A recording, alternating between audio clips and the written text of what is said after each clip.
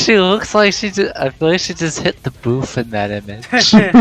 Wow, that's a great time for me to meet everybody. How's everybody doing tonight? Hit the Goddamn. booth, bro. Rena hit the booth. I'm doing all right. Rena hit that yoinky splinky. Oh yeah, baby. Oh yeah. Oh yeah, baby. The random time. Let's not manifest the ghost of Mike Myers' career in this. What? What? Oh, as I say, there's a character in Xenoblade who does a very suspiciously similar oh yeah, baby to Austin Powers. So digital, the connection is that they both do that. Like I said, Well, let's I mean, not like, manifest the I ghost thought it was funny because Ryan is funny, man. Rhyme is the funny JRPG Austin Powers man. Ryan, you're a lifesaver. Oh yeah, turns into lifesaver. Why is there an image of C2 on my hard drive? That's not surprising at all. Wonder why. Austin Dang Powers it, 4. we're the kids. You are just amazing at the same time. Holy shit, man. Oh, did he put out a new thing? I haven't seen the Austin Powers 4 one yet. I'm still going through all of the burger ones. Oh, you haven't finished Big Top Burger. No, I have not. Oh, I fucking Let's see, love what Big did you Top mean by Burger. this It's image? adorable. Their animation style Oh. is very classic. At the same time, it feels like you're watching something that the creator of Crayon Shinchan made. But it's so smooth and elegant. Oh wait, did he put I out a forgot new to Big set Top up some Burger? shit. Hold on. Yeah, I did. Oh shit! I gotta fucking put that in a new tab among my Y'all been library of sleeping on over Big 100 Top. tabs. In the literal thousands of tabs you have fucking open Yes! on your fucking web I have so browser? many tabs. I'm so This powerful. is why you bookmark that shit and not open Literally thousands of tabs. This is what Sucking up bookmarks are all for. the You fucking don't RAM or open whatever. Look, guys, I have a tab suspender, so I can have as many tabs as I want. bookmarks.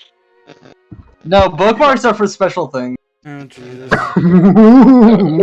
Anyways, What did he this mean? episode Yes, is bookmarks It when you did can not just get need a million more. tabs. Anyways, it's time to Anyways. read visual novel. Scatman. This episode of Umineko no Naku Koroni is brought to you by the Sonozaki twins. Oh no. Oh, holy shit. Today's episode is brought to you by ibuprofen, which is not only great for headaches, but also good for muscle aches, backaches, and severe existentialism. And whatever ails ya. Anyway, I guess I'll go. For This is Nazi. Wait, oh shit, I thought this said Nanjo. No. They're sure me a Nazi Nanjo. Even I'm more of a Ushiromia than you, Natsui. Oh no. And Nanjo is such a hard voice for me to manifest. It almost sounds like Nappa if he were older. Really? Wouldn't say. Yeah, that's just what I I didn't say that. It's more like Okay. What do you I mean? always felt like Nappa was like the oldest Saiyan, other than Paragus. No. Well, let's get to it. It's not Dragon Ball, it's Umineko time. Father's state of health is better than ever. You would be exceedingly rude to call him bedridden. But he only has 3 months left to live, right? Normally you wouldn't expect him to be wasted away, unable to get out of bed. Isn't that right, Dr. Nanjo? For a normal patient, that would probably be the case. But Kinzo-san has extraordinary willpower. Perhaps that willpower has frightened even the Reaper away.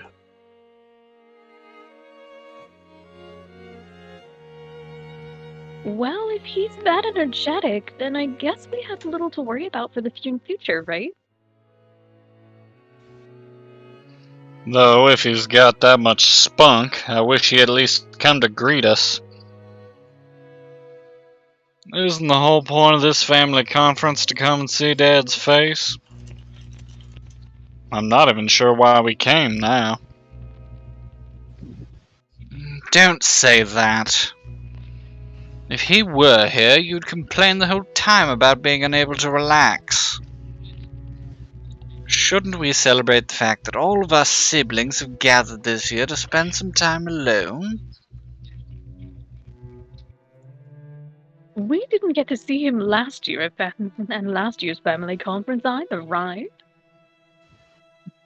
Can't you understand why his blood children might want to see him after 2 years? If there's anything you'd like to say in greeting, I will tell him for you. Or, Ava-san, if there's something you'd like to discuss with Father beyond merely greeting him. Ugh.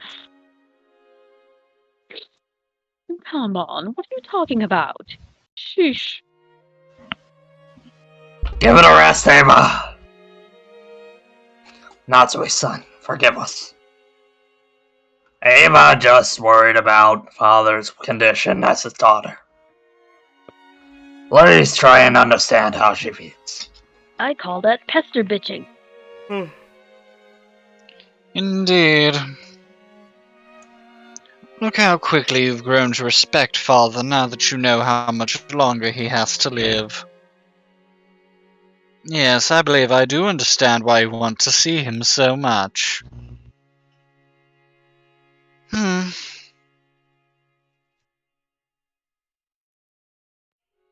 What are you trying to say, Krause? Quit it, Aniki. Why don't we pray that his mood'll improve by dinner? Anyway, we've only just arrived. For now, we're only here for a casual greeting. And we could even hold the family conference without Dad. In fact, there's a few things we siblings shouldn't bring to him until we formed a unified opinion. Isn't that right, Hideyoshi Nissan? Yep. Just as Rudolph Kun says. This is the only time of year we can all meet in person.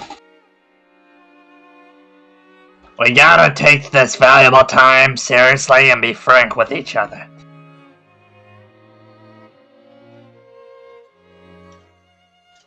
Even though the tea hadn't arrived yet, they were very determined.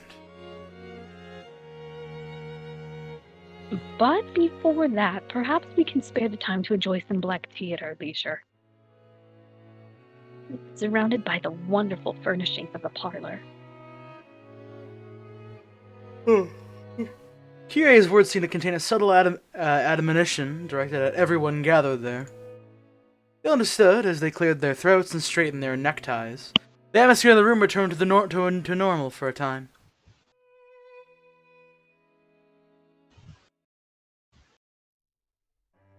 Excuse me. I've brought some tea.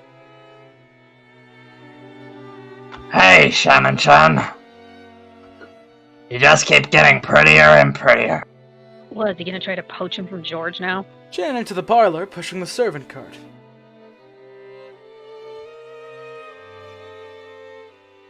Everyone decided to relax and enjoy some black tea for the time being.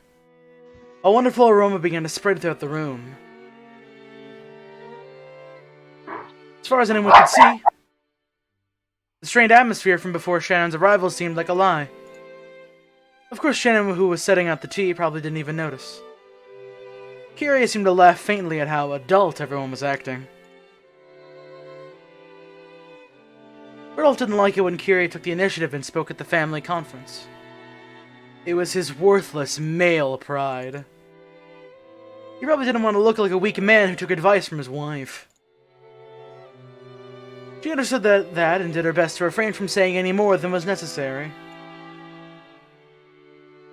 Though she separated herself from the circle of siblings who only superficially appeared to be enjoying some time together alone, and casually drank her tea near the window.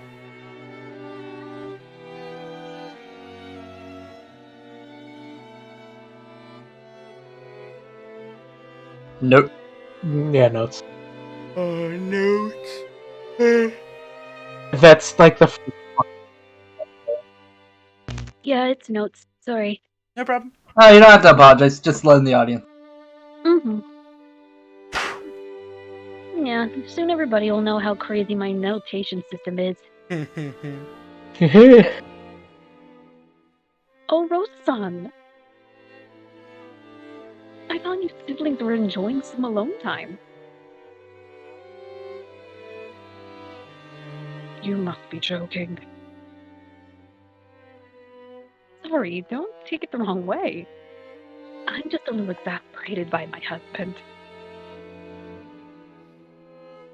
Apparently Rosa hadn't been able to keep up with that on-the-surface friendliness. They'd come here to fight bloodily and dirtily, trying to grab a part of the inheritance for themselves. She probably didn't like suddenly pretending that they were all chummy. Maybe she was still too mature for that.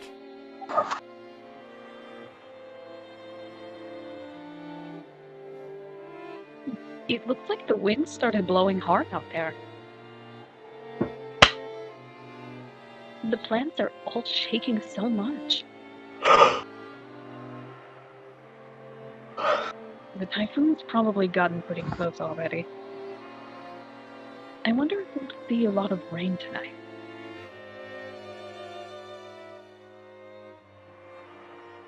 Maria-chan really has grown a lot in this past year.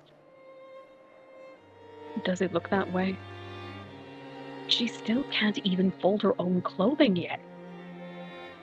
No, it's true. It's because she has such an affectionate mother. She'll grow into a girl with a rich heart. Rosa fell silent.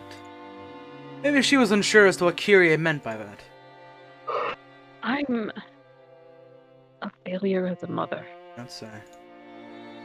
Children don't get to choose their parents. That poor girl. Doesn't that go both ways? A parent can't choose what kind of child they have either.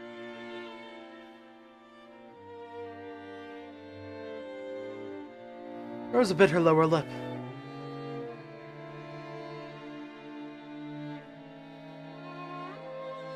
One moment, sorry, still taking notes. No problem.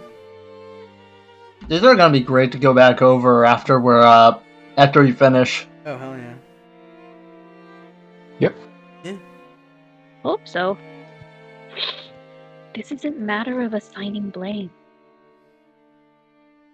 Isn't it enough that you take your time and watch over her as she grows, conscious of the fact that you'll be living together? You spend every day with Maria-chan, so you probably don't notice the small changes. But the rest of us, who haven't seen her for a year, can clearly see how much she's grown.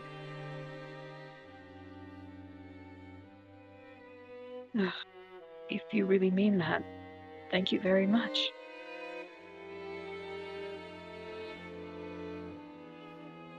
Then, if you will excuse me, if there is anything you desire, please call for it at any time.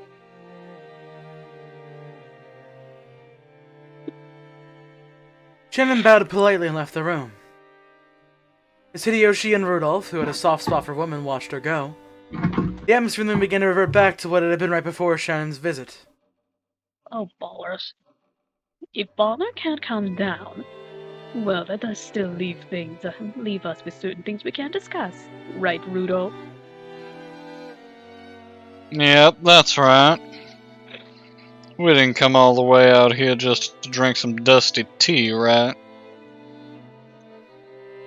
Very well. What's the matter that you're clearly so eager to discuss? My. Those people really are determined. They certainly got started quick. I need to join in. If I don't assert myself, those people will quickly forget that there are 4 siblings. Sounds like you've got it pretty tough yourself. Maybe I spoke too harshly. Forgive me. No, I don't mind. I'm the one who should be apologizing. As a pair of mothers with daughters, we should talk more often. Every single time we meet, we end up talking about something shady. Wait, did she say Kyrie has a daughter? Remember in chapter 1? Ange. Wait, when did they mention that? It's pronounced. I believe it's pronounced Angie. Yeah, they mentioned Angie. She's Balor's 6-year-old, technically stepdaughter? Wait, is Battler's stepdaughter? Stepdaughter, stepsister. Stepsister, There you yeah, go. fuck. You just insinuated that Battler fucked his stepmommy. Oh, Kyrie. What are you doing, stepmommy? Look, he said that he thought Sorry, I of Kyrie had as to. an older sister. That's exactly what Ryukishi wanted you to think. Anyways, let's go. You can blame the atmosphere in this mansion for that. Once you breathe in this air, everyone gets so strained. Just once, I'd like to have a nice long cup of tea with you when we aren't attending a family conference. There's a wonderful coffee shop in Ginza that's a favorite of mine. Please let me invite you sometime soon. Thank you, Kei-san. That sounds great.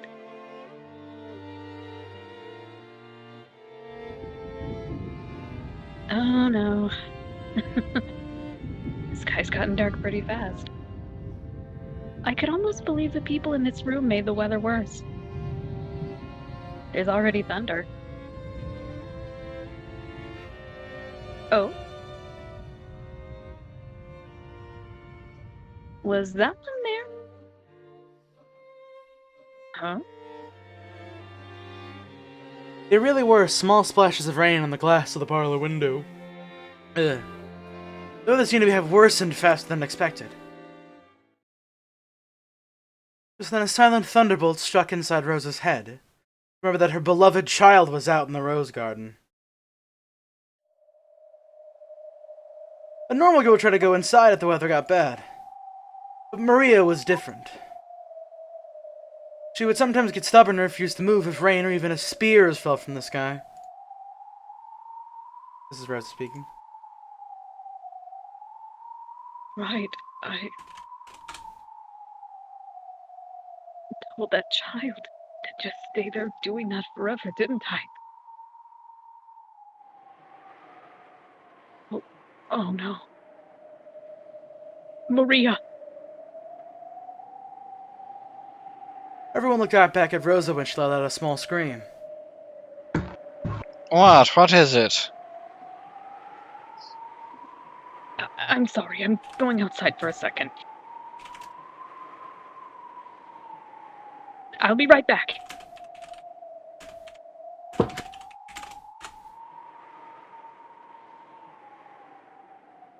What the? Seriously, what's going on with her? Don't worry, she'll be back soon. More importantly, shouldn't we begin our main topic? That's right. We can keep talking about that without Rosa. Let's return to our discussion.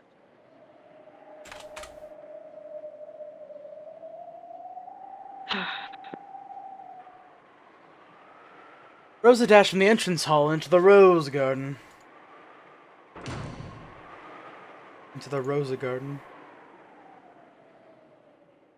When she opened the door, the wind that hit her was too strong to be called a light breeze, and told her the typhoon was approaching faster than she thought.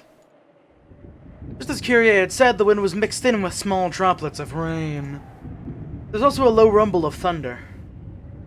It could start raining any time. Rosa headed for the rose garden. She headed for the place where she had scolded Maria a short while ago. It was almost lunchtime. The children had been told to come to the mansion around lunchtime. They were probably in the guest house waiting to be called. Even if Maria didn't come to them, they would surely think that Rosa talking. Even if Maria didn't come with them, they surely think I should have took her to the mansion with me and wouldn't worry much. After all, she had been with her. And of course, after all, she had been with her mother, so should have been no reason to worry. I was here. I abandoned my daughter to the worsening weather. Maria! Are you there? If you're there, answer me.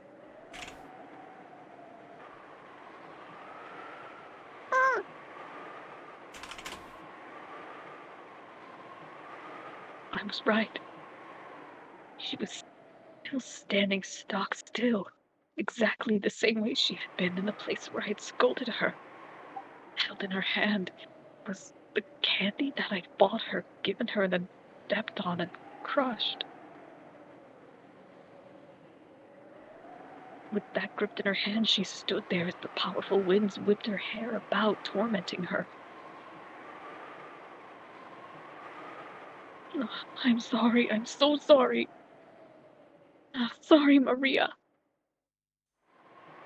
Forgive Mama.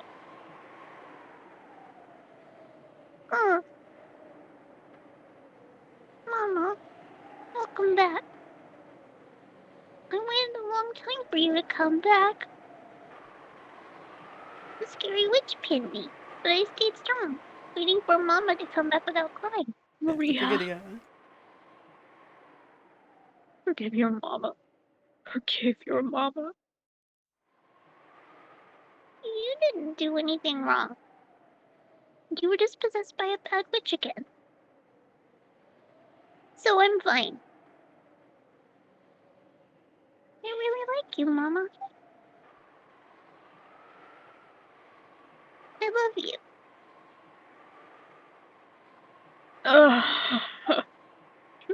I'm sorry. I'm sorry. Please forgive your Mama for losing to the bad witch. Rosa buried her face in Maria's small chest, crying and begging forgiveness. And once again, those tears dripped down after who knows how many times. If only the brilliant sun had been shining on the two of them. All of their cares would have evaporated, and it might have felt like they could begin anew. For what surrounded them, the two of them, was the worsening weather. Sadly, there was only fierce winds with occasional thunder. The sound of Maria's sniffling brought Rosa to her senses. If Maria stood exposed to the wind for too long, she'd probably catch a cold. Okay, Maria. It's almost time for lunch. Why don't you come back to the mansion with me? Won't go. Well, why not? Rosa thought she'd already received Maria's forgiveness, so she had imagined Maria would refuse. The expression on Maria's face did not look like that child resisting her mother.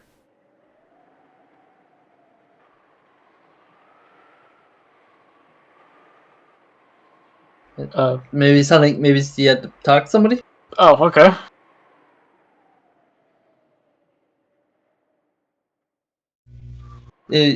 Orange suddenly went mute. Damn. Give him a minute.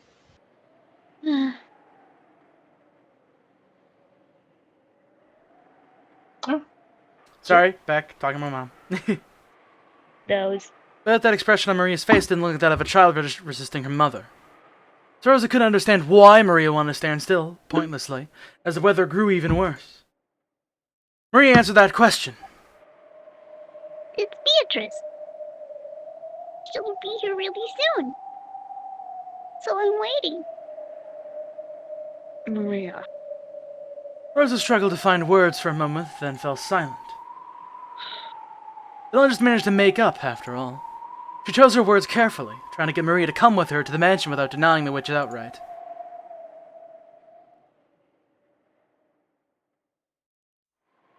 Beatrice is coming? Really? Then instead of waiting here, why don't we wait in the mansion? If you stay in this wind too long, you'll catch a cold. She'll come. Beatrice will come. And when she does, I'll give her candy. I'll do trick or treat. I'll give her a jack-o'-lantern marshmallow candy and say, Happy Halloween! Maria pulled another sweet out of her handbag, moaning, ooh, ooh. Rosa was bewildered and didn't know what to do, as Maria started being difficult again. At the time, there was a sudden blast of thunder. It was probably a sign. Now, this island had been sealed off by the storm, detached from common sense and reality. So after this moment, all common sense would probably cease to apply. The wind blew even stronger, and amidst that blizzard of scattered rose petals, a figure appeared, leaving Rose unable to imagine this was a scene from reality. It was probably, no, definitely, fantastical. After all, the shadow of a person was... That shadow of a person was... Yo! That's a cute outfit. That is Beatrice's casual outfit. I forgot to put the name on this fucking sprite comparison. Jesus. Oh, that pachinko sprite's actually pretty good there. I like it. I was just saying that the others. Somebody, So can I point something? somebody had that video of her voice. Just quickly put that in live gen so I can channel her for a moment. Okay, sure, yeah. Thank you. May I? Provide her with the video, please. In the meantime, I will point out a small detail between the PS3 sprite and the original sprite. Is that in the original sprite, Beatrice's legs are a little bit crossed. For a second there, I thought that was Jessica's school outfit that she was wearing. What's that on her thigh? Beatrice out here raiding Jessica's clothes, like what? What's that on her thigh? It's the one-winged eagle. Oh, alright. Also, can I ask for like a 20-second break as I get more water? No problem. We'll let Connor practice some Beatrice first. I was gonna say, I'll give enough time for her. Get some water too. 1 second. Okay.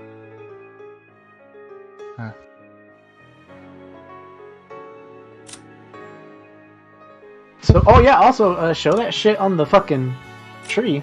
There's some new shit there. Yeah, there she is. There she is. She likes black tea and ice cream, hates boredom and those who deny her existence. How does she feel about, I am back. Would she get bored of AC? Oh. What do you mean bored of me? Fucking go. Oh, did you just get back, B? I did. Yeah, we got to the design. Got the design. It's very cute. Raw-based keynote. Raw-based fucking keynote. God damn it, that weird photo again! I remember I got thrown off by this. I like, wait, what the fuck? Like, I was thinking, is Jessica Manifest? No. Can I be real? I kind of like the posture of the OG sprite a little bit more. Okay. I like the cross legs. Yeah, those are good. It feels like the OG one has a certain type of swagger that she would walk with. But yeah, that original voice. The exaggerated swagger of the Witch of Arkenjima. That original voice does not sound like this design at all. Is that it? Yeah, you're good. Yeah, there you go. Okay. Now the question is, can you do it in English? Then what else could it be? Yeah, there you go. Perfect. Just do that voice. There you go. Okay. Oh, 1 second. Damn allergies. Also, hey, this song fucks. It's called Golden Sneer. Hey, Orange, I suspect you're gonna put that comment on stream right now, right? Comment? What comment on stream? Look in live general. Oh, yeah, here. I forgot. I haven't called people out for being horny in a really long time. Come on, guys. Don't automatically thrust people into the limelight just because. Roboot's proud to say it, though. Look, if anybody wants to thrust anybody into anything, it's definitely Roboot right now. Look, Roboot's a warrior. He wants his ball shown all the time. You do find it funny. Yeah. Okay, where the fuck did I put it? There it is. There we go. Here, there's your meme template.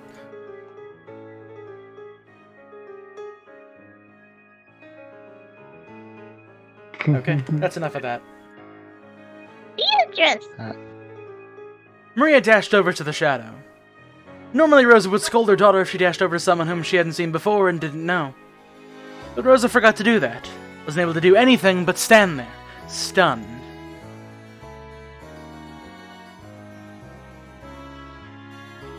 It's been quite some time. Have you been well?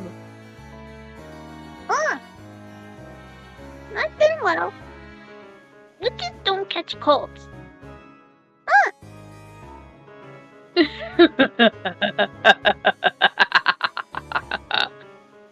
Indeed, a witch can use curses to make people catch colds. But look how foolish would it be if she caught one herself?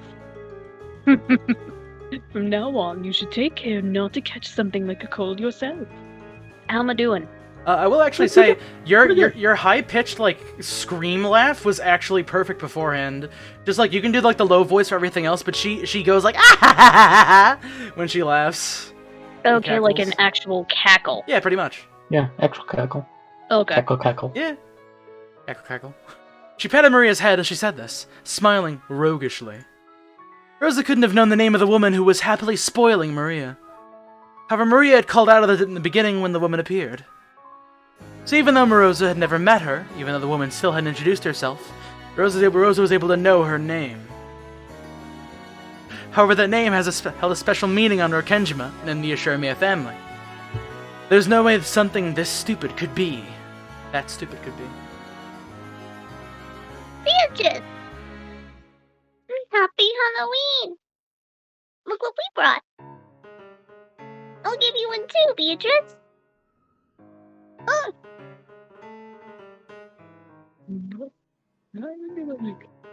Indeed.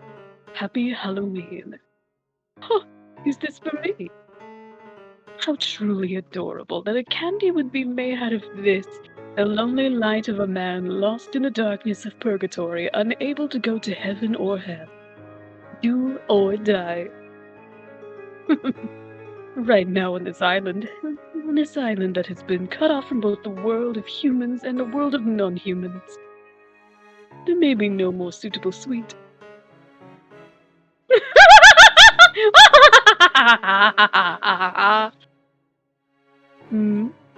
Very good. Maria, what's wrong with that one? The witch noticed the sweet Maria was grasping. It was Maria's candy, which had been stomped on by Rosa until it reached that pitiful state.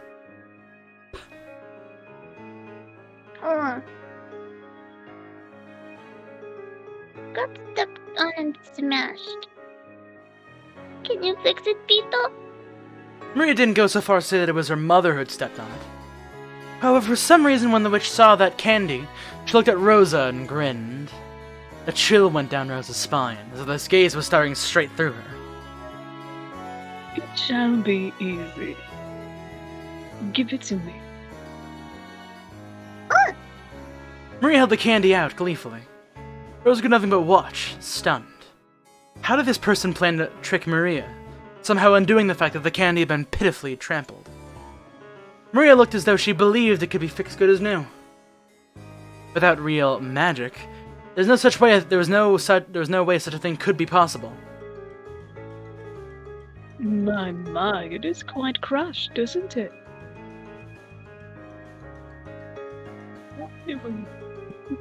Whoops, sorry. You're fine. Go ahead. Come, Maria.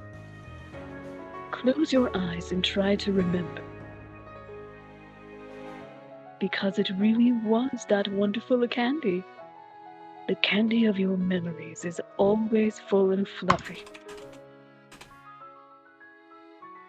So you try to remember as well. What kind of candy was it really? Along with those strange words spoken as though singing an improvised folk song, the witch threw the sweet into the air. Maria was closing her eyes and remembering, just as the witch had told her to. What shape had that crushed candy really had? Therefore, only Rosa saw that scene. sweet that had been thrown into the air burst into a gold color. No, that wasn't it. Those were golden butterflies.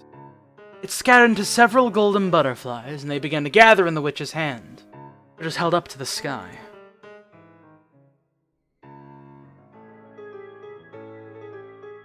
And as she did this, unbelievably, it returned to its beautiful original form, no different than when it had been bought.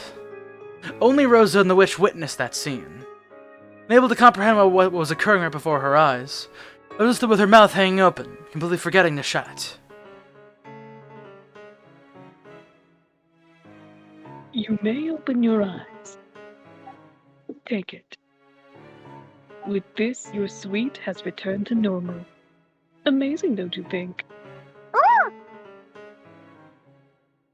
Beatrice is always incredible! Incredible!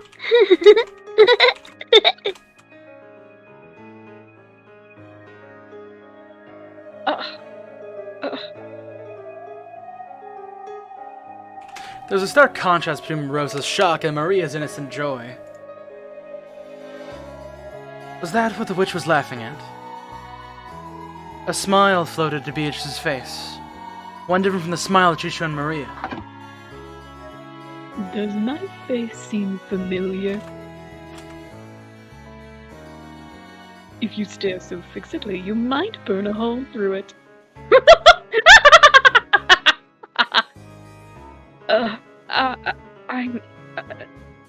I'm sorry.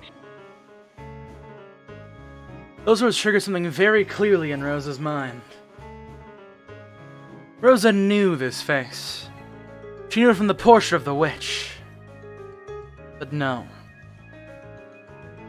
Could this mystery woman really be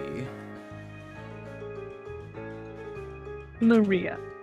Sweet pie.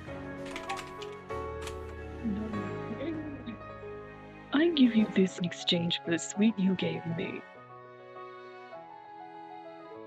Huh? A letter? The witch pulled a western envelope from her pocket and gave it to Maria. Yep. However, when Maria made it to open it, the witch stopped her. You must not. The time will soon come for you to open it, but until then you absolutely must not. Take good care of it. That will be your invitation to the Golden Land.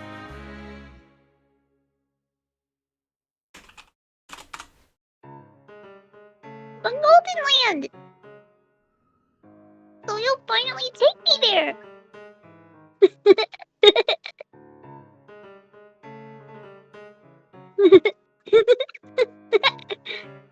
Take it and treat it with care. You must not show it to anyone. Oh my god, in the sprite, she's wearing the family ring. Yeah, there she is. She's got it. You can't see it, but she's also holding like a little cane that has an eagle on it. Yeah, I kind of figured. So is it? So I wonder if the Yoshiro family crest is her crest then. Well, then again, like it's the family crest, so it'd be passed down, I imagine. No, Kizo's so insecure, he stole a crest from a witch. No, but he threw it out the window and she took it. Remember? Yeah, I'm talking. She took his. No, she has it on her leg too. Yeah. So. Oh!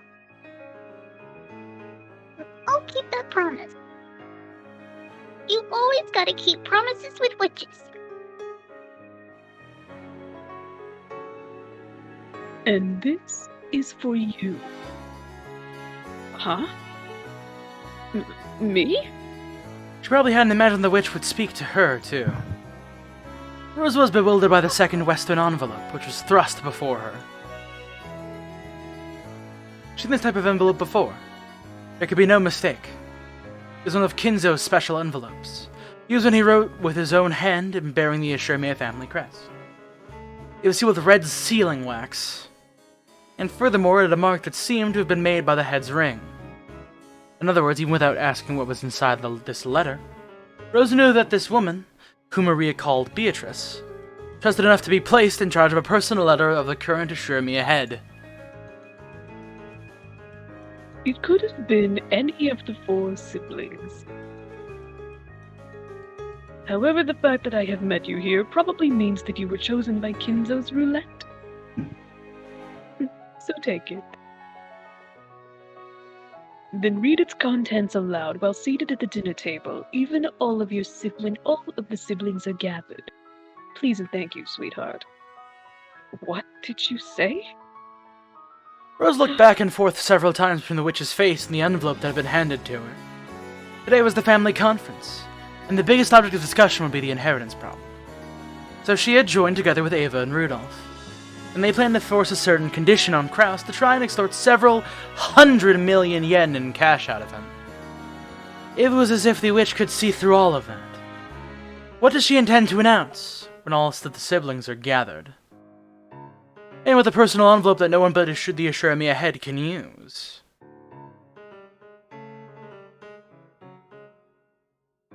Maria. The weather is getting worse. Return to the guest house and wait for lunchtime. And Rosa, we will meet again later. Much later. Allow me to introduce myself again at that time.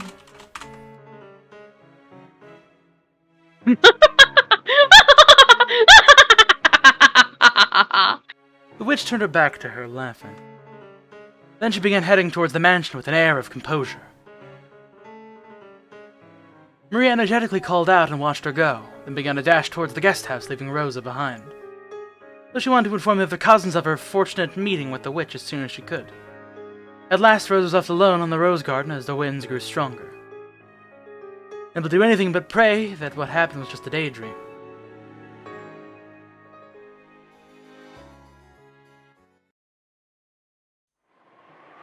So how's my Beto now? Good.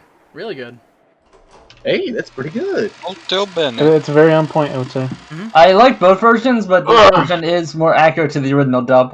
So that's up to you guys how you want to go with it. I would say I think the way she's doing it now is perfect. This is perfectly fine. When the witch reached the entrance hall, Genji could be seen there. Genji welcomed the guest approaching from the entrance hall with a respectful bow. I have been waiting. Beatrice-sama. Oh, here. I think they fully updated the thing now. There we go. Oh, she's wearing... That's nice. Mysterious visitor in the 19th person who appeared on the day of the family conference. Oh, she got programmer socks. Oh no. Goes by the same name as the Golden Witch who granted Kinzo his gold.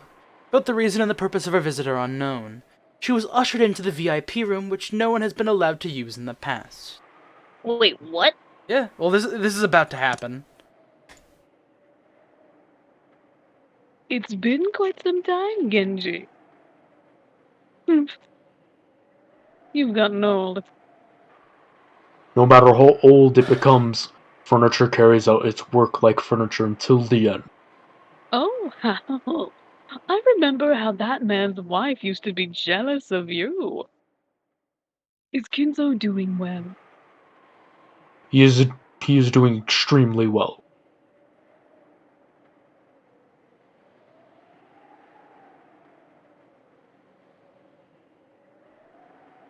Huh? No. No.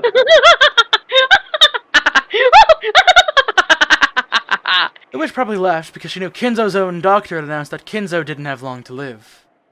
However, if anyone actually looked at Kinzo and noticed his vigor, which wasn't at all what you'd expect from someone nearing the end of his life.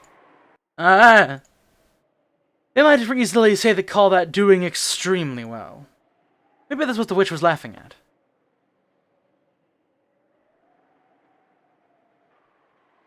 Then let us go and greet him. I look forward to hurling curses at each other after 30 years. As the witch grinned, she started walking, leaving Genji behind. Her gait was like that of a family member. My mom is asking me to come into her room for a moment. Okay. Oh. 1 second. Brief break. Yeah, how about that design? It's a really good design. Legs. What's on the menu? Kino-based, raw-based Kino. So, Robert, you keep saying her thighs. Is it because you're horny? She's got good thighs. Obviously, it's because he's horny. When is he Honestly, That's his natural I state like your of being. socks. Roboot wants to put the sauce on her thighs. Robo chicken thighs. pointed something out before though. Right? didn't put it Robo in any actually notes. paying attention. Yeah. I think it was just down bad. Nothing to it. Nothing Robo, else. I hope you take this amount of like horniness and turn it into paying attention to the story. Are you saying one-winged angel on purpose, or is that That was an accident. And then Sephiroth appeared in Rakenjima Mansion. I just looked it up in the other server and look at that. That's when I reached it. Yeah. Oh, that's from 2020. Yeah. Wait, is that whenever you were starting Umineko's as? That's when I reached this part. Yeah, a long time ago. Honestly, I feel like it. I'm kind of surprised that it was that. Like, I thought you read it earlier. I think he stated he was always interested in it prior, but he didn't read it until. I didn't build my PC until 2020. So. You didn't build that fucking high-end PC to read official novels. Exactly. I will say the one thing that bugs me about is the fact that the tie just doesn't go over the vest. Like, come on. Oh, I like that actually. I think it's cool. Yeah, I like it. I mean, like, don't get me wrong, I like it too. It just bugs me a little bit. It's my pet peeve, if you will. I can't wait till I can start. The tie kind of sticking out a bit. I can't wait for me to be able to start reading. I mean, looking at Art of Umineko. Yes. It's very good, but heavily spoilery. Yeah, I can't. Not yet, but eventually. When I'm older. Please don't look at things. You actively will be older. Yeah, that's the joke.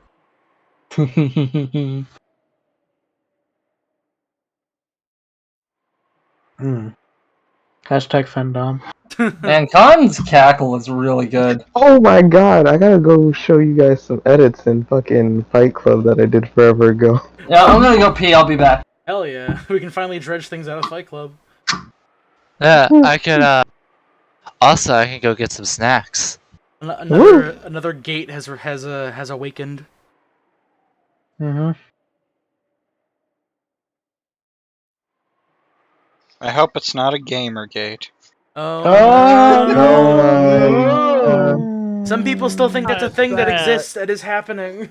Oh, hey, by the way, exist I know, anymore. obvious It's for been people dead at for home, 5 but years. there isn't going to be an upload today. It's been 5 years. It's the last Mr. Medicare video. Who's that? But yeah, like Joshua was saying, we haven't had videos. Guy who for a started while. Gamergate. The week we took off was not great for the upload schedule, so we're gonna have to take. Because I was already. Break. Yeah, I kind of ran up, and we're like the amount of build up we had for episodes prior had just fucking vanished. So we'll like do an additional. We'll just take off this week for uploads, and then we'll go back to it on Monday or Wednesday. Because we do Wednesday and Fridays. My man can't stop farting. Goddamn. All right. Here. Whew.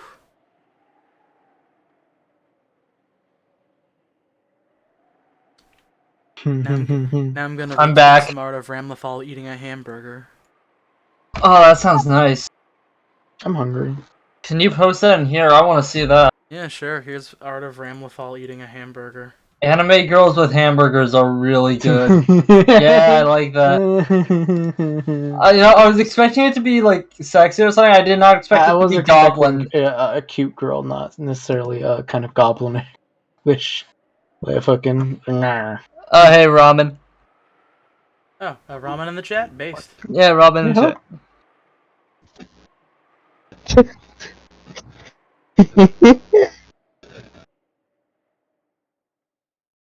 She eat the burger.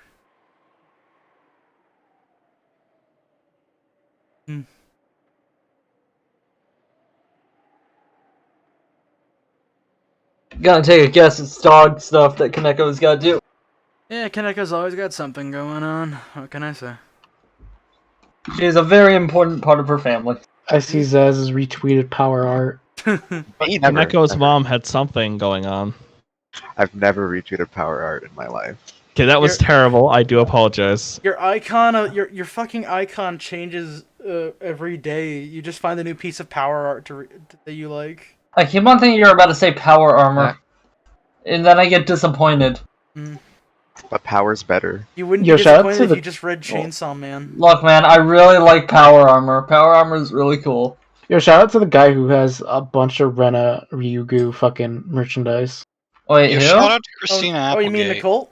Nicole's got a bunch of fucking... Yeah, I was browsing through Twitter and I saw your retweet. Hey, can you guys hear me? Yeah. I can. Oh. That Marian fucking Oh, man. Good. The mic likes to stop working, so I have to check. Yeah, power's great. I'm gonna go. Whenever you go, Kuwasawa is actually going to show up because I can put my mic away and just use my headset mic otherwise.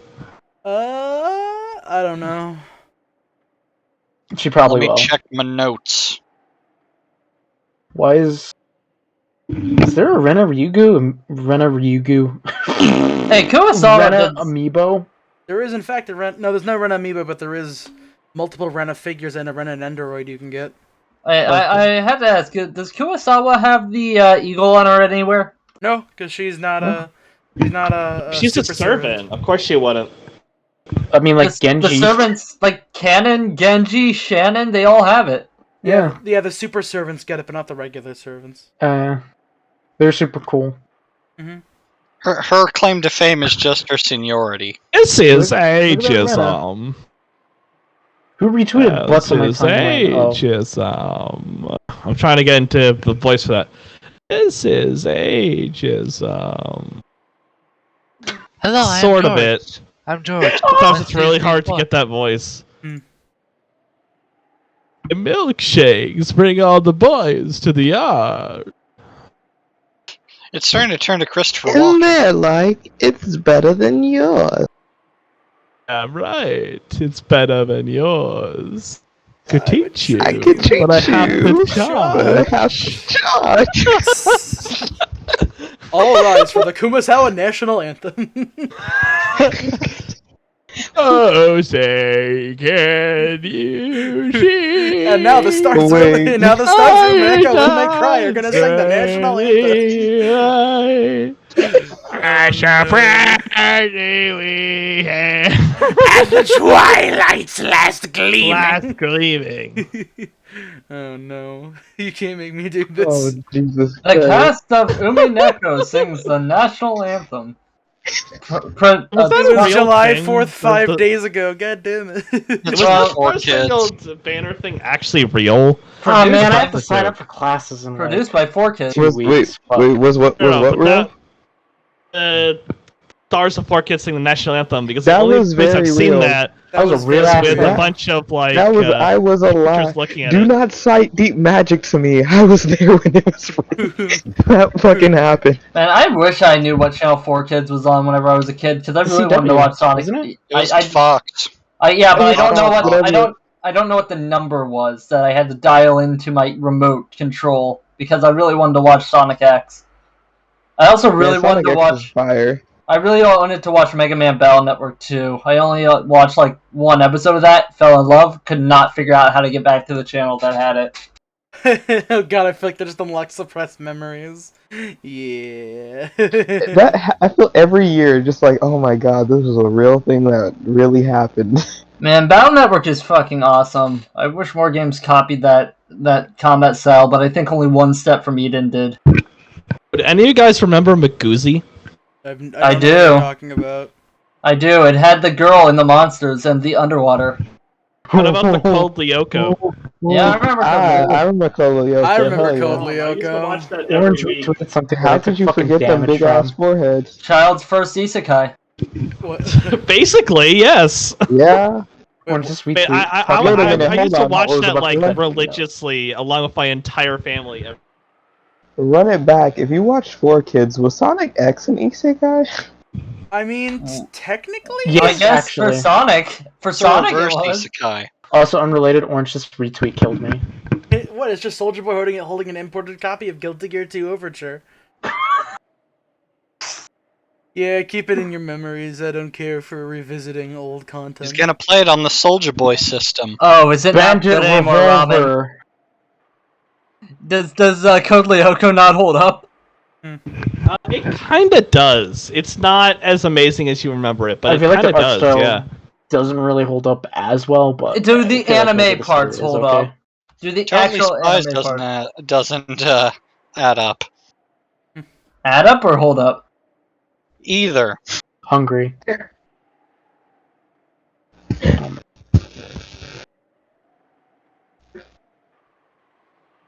I'm just going through Twitter.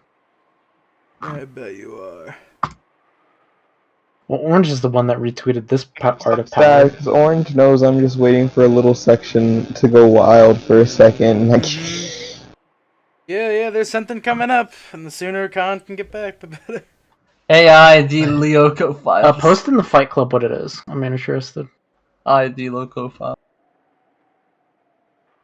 But if you're gonna talk about Code Lyoko, do you remember the trading card game? No. Wait, there was a trading card game? Definitely don't I'm remember not that. surprised. It wasn't official. It was this like fan group. It was this forum. It had like a full-on trading card game for Code Lyoko. It used to be. I used to moderate the forum, and I was like 6 years old. Yo, AC, Brother is that a owned the Baki website. sequel? It's coming this fall. Wait, is it a sequel? Nice. New season. Baki versus... What the fuck? Praying Mantis. Yeah, he shadow just turn boxes into a a Hunter praying Hunter. mantis into existence. It's great.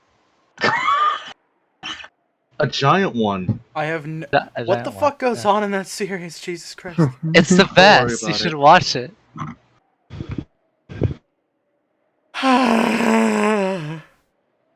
Yeah, like I was watching the trailer, I'm like, why is he fighting a giant praying mantis? Because he can shadow box it into existence. Wait, is it With in his his imagination? Is it real? Yes. Is it physical? It does physical damage to him and his surroundings, but he imagines it into reality. Okay. Yeah, he just does this. It's not sold as like a supernatural power, he just does it. Just imagines he's fighting a giant bug? Yeah. Yeah. But you don't ever just imagine that you're fighting a large bug? Yeah, you don't do that? You don't just imagine you're fighting a large bug and it does actual damage to you? Japan is a weird country. No, I imagine fighting a small one instantly. I will fight the entire country of Japan. Man, I can't wait until they get to the whip strike where that guy imagines he has like 18,000 bones so he can punch better.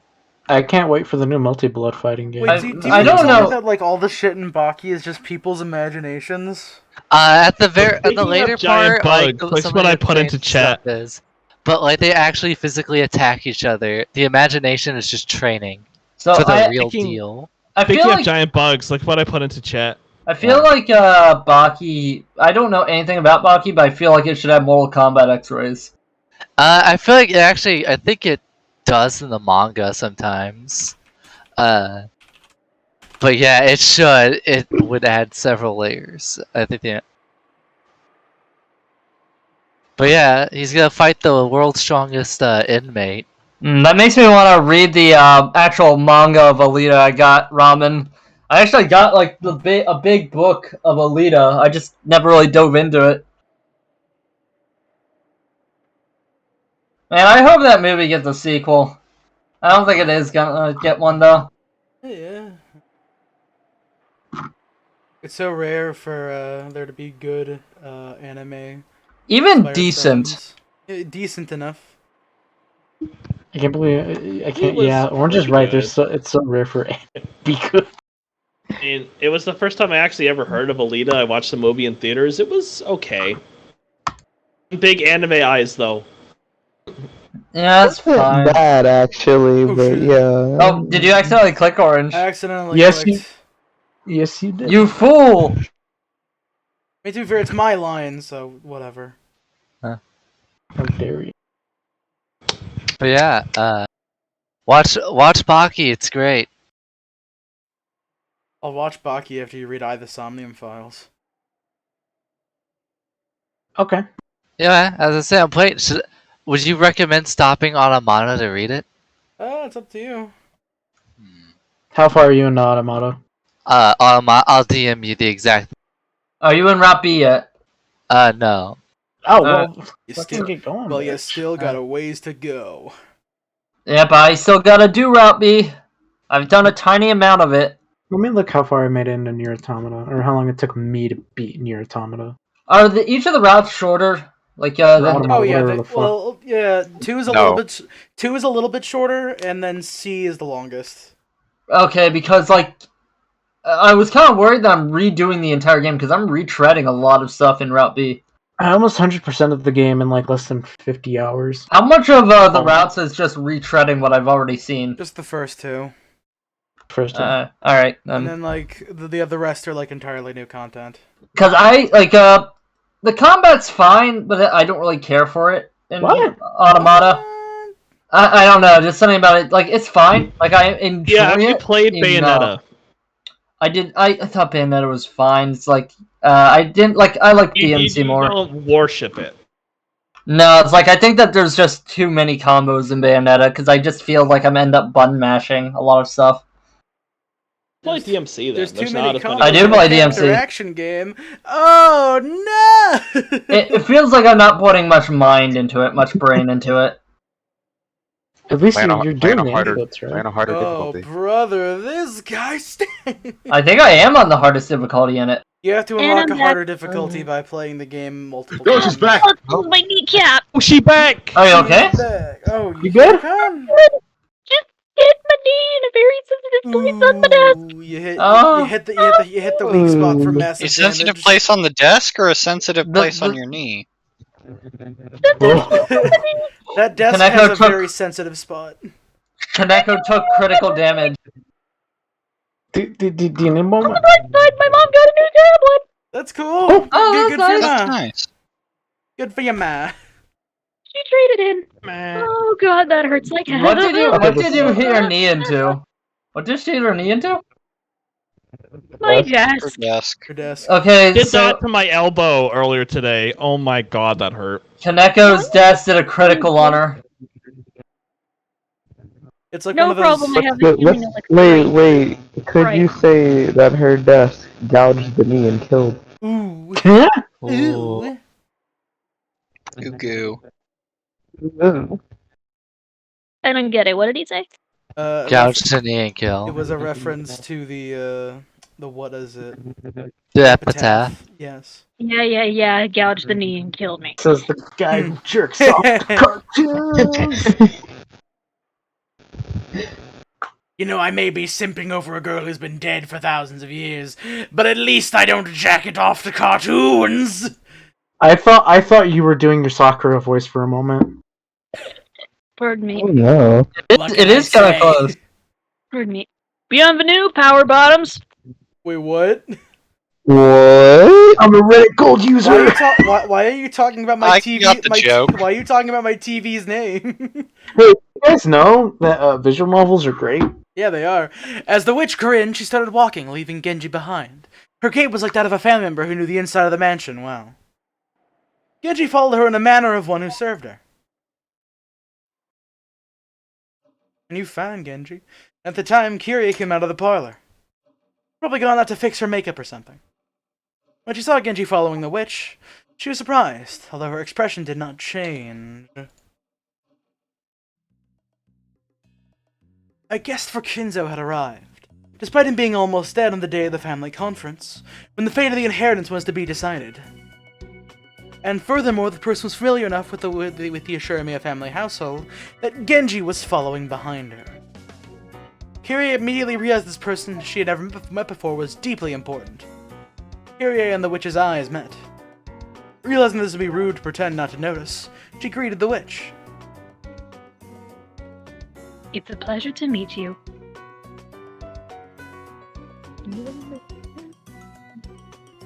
You were Rudolph's second wife, yes? Correct. This is Kiryu-sama, Rudolph-sama's current wife. In this exchange, Kyrie realized that there was a guest of a fairly high rank, even amidst the Ashuramiya family. And the fact that this was a guest on that level, coupled with her resemblance to the portrait in the entrance hall, made Kyrie's eyes instantly open wide.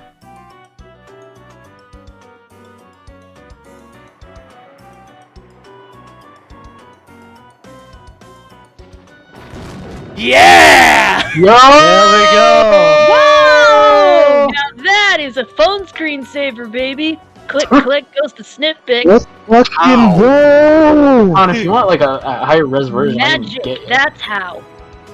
If you want a high resolution version of that, Josh, you can give one to you. Yeah. Pleased to meet you. I'm Kyrie. I wonder if this is our first meeting. If we've met before, I apologize for forgetting your name. So you intend to force me to state my name, even though you already have a vague idea of the answer? Kyrie thought she'd been given a sociable and humble greeting. Her expression grew slightly cloudy at that openly oppressive response. At any rate, there didn't seem to be a person she could grow to like. But if Curie's guesses were correct, this witch probably held a vital key to what her own husband was most interested in. Something that couldn't help but influence tonight's family conference. So without shooting back a retort, Kyrie silently watched her go up the stairs to the second floor, with Genji following behind.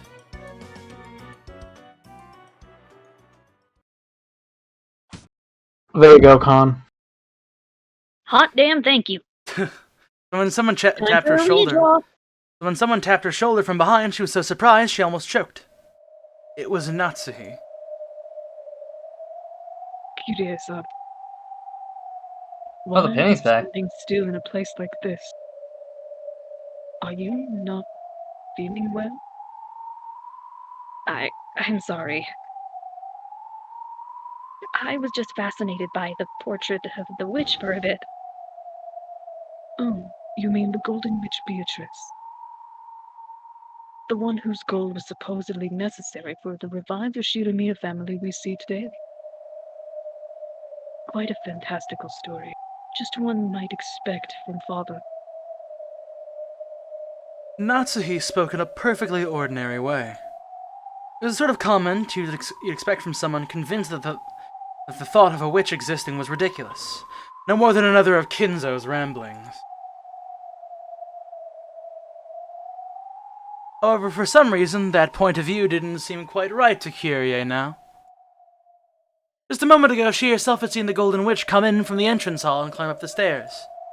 So Natsuhi's words made it feel as though someone was trying to deny the existence of that person, or else make it seem like she was never there to begin with. I'm sorry. Maybe I'm getting a bit of a headache.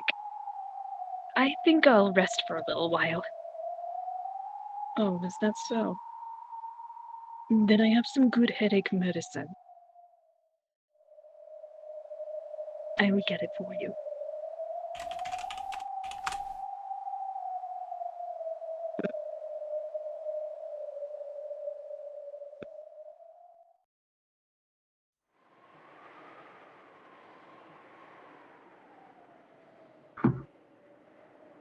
The hallway in front of Kinzo's study was filled with the scent of sweet poison, peculiar to that green liquor. Genji, who was completely used to it, did not grimace, and the Golden Witch didn't grimace either.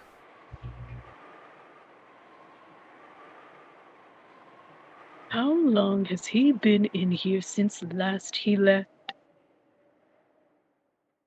I believe it, I believe it has already been several years. Typical. Is he that desperate to turn me into a bird in a cage? How pitiful. By now, you're the bird in the cage. You're the ghost of his study, are you not? How pitiful that he is unable to recognize even that. Until he meets you again, he will probably continue his research, even after literally becoming a ghost. Is it love or madness or a delusion? And yet perhaps even those can form magical power when strong enough. You sad, strange little magician. You have my pity. The witch grasped the doorknob to the study. Make sure there's a sound like that of flesh burning and splitting open. Sound of the doorknob literally burning the witch's hand. Beatrice-sama, What is this? A ward against magic. Is the person unable to get by without relying on something like this? I have heard that this door would cause you great pain, Beatrice-sama. Shall I open it? No. It is fine. If he wins, I will be a bird in a cage for all eternity. If he loses, only the life of a laughingstock will be left. The life of a pitiful magician who went mad with love and lost everything. Already, Kinzo and even I are nothing more than pieces laid out on the game board. Huh. All there's left is for the roulette to decide who wins and who loses. Simple as that. Until the roulette shows its result, there is no need for me and Kinzo to meet again. The witch looked at her hand, which was beginning to heal bit by bit, even though it had been horribly burned.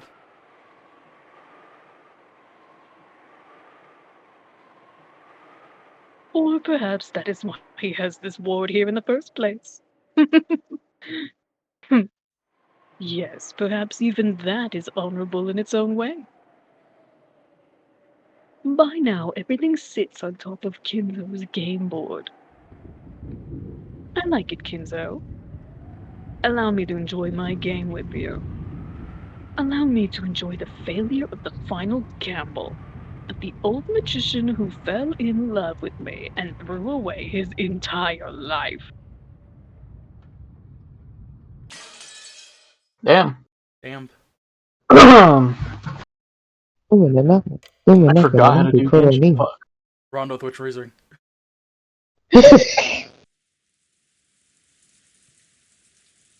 Time for the witch's move. 1 second, I've got to go back to me notes on my phone. 1 p.m. Who is it?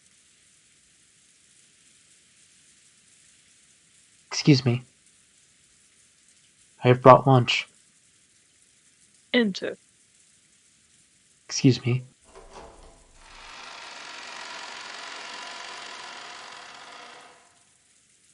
After receiving approval, Cannon entered the VIP room, pushing the serving cart that carried lunch. Servants called this room the witch's VIP room. That was because Kinzo strictly ordered that it always be kept clean, that it could be used at any time. Even so, guests would not be allowed into this room no matter who they were. That's why, at some point, the servants started calling it the VIP room, which was supposed to be set aside only to welcome the special person Kinzo waited for. The witch from that portrait. And today, Cannon realized that this was absolutely true. When he entered the room, the blonde-haired witch was gazing out the window. So the rain was no longer falling weakly. She looked out at the beautiful rose garden, which had been tended to over several days, for today's sake. As she saw the winds and rain ravage it, was she struck by some sentimental feelings. Cannon was not able to tell anything more from her back, which faced him. Oh, hold on 1 sec. Fuck. Cable. Oh, pardon me, that was right in the mic. Oh, prepare the meal, Beatrice-sama.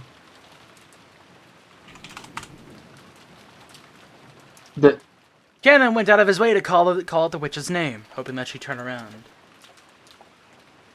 He wanted to know. He wanted to know if the witch who tempted him and Shannon in the past had really appeared again. When he did, the witch whose name had been called laughed, her back still facing him. Holding back her voice, she laughed. Cannon was startled. It was almost as though she had read his mind and knew that he had called out to her, hoping to make her turn around. It smells good. It appears Krauss hired a good cook. Yeah. Yes. He is called Goda, and he was employed recently. There's nothing better than being skilled at cooking. Delicious food completes the 3 pillars of pleasure for living in the human world. It is the secret to preventing boredom after 1,000 years.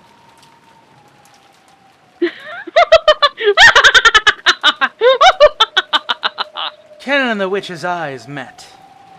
Then she grinned. Without a doubt. Certainly. This was clearly the witch from that day. Beatrice. The witch that no one but he and Shannon could see in the past finally held a form, and that arrived openly as a guest through the entrance hall, as a guest. Beatrice. Sama. Oh, you know Cannon is just low-key pissed. It has been a long time. Cannon, the furniture.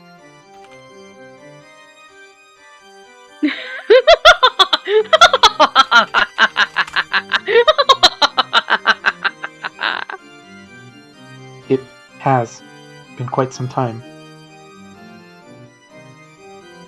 Cantor remembered to be polite to the guest for the time being. But the visit of the suspicious witch made dark clouds to enshroud his heart, especially considering that today was the family conference. You appear to be uneasy about what I plan to do now that I have appeared. Isn't that right? Am I right? I know I'm right. Cannon didn't force an answer, which probably reads minds. Wanted to go to the trouble of saying it out loud. Of course, she could read even his inner resistance. So the witch giggled at Kennon's childish defiance. I came to fulfill my promise with Kinzo. Simple as that. Your final promise, the master? I lent Kinzo a mountain of gold. When Kinzo gives that up, it will be returned to me with interest. I came to accept that interest tonight. I don't know what you're talking about. However, uncertainty began to gather in his heart. Whatever the witch had to say, it couldn't be anything good.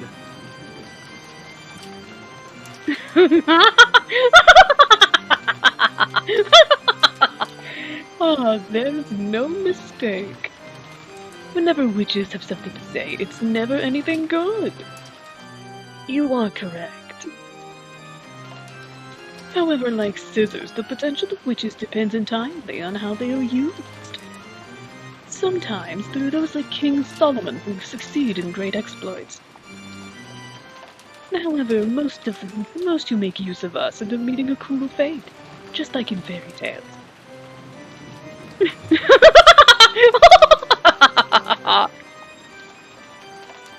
But Kinzo is crafty.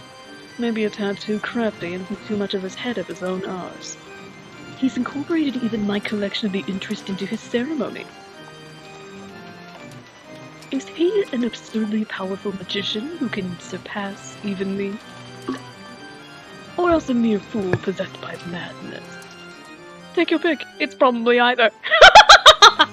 Magician with the power to surpass Metal Gear. Amusing.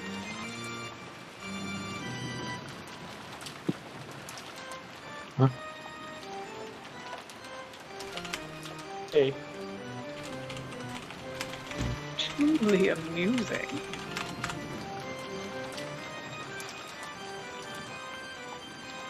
Kennen couldn't guess what the witch was muttering and laughing about. All he knew, that anything that made this witch laugh, must have had the exact opposite meaning for everyone else. And in the back of his mind, the horrifying words the witch had spat at him in the past began to resurface.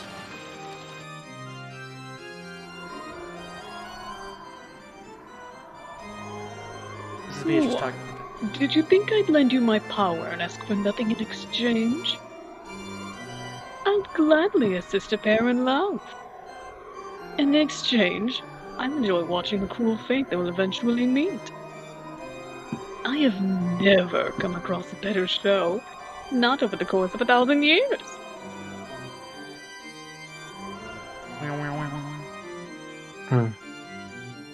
Could it be that you...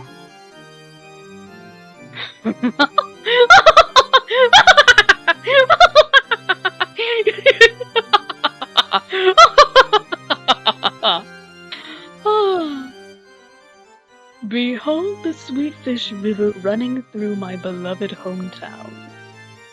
You who seek the golden land, follow its path downstream in search of the key.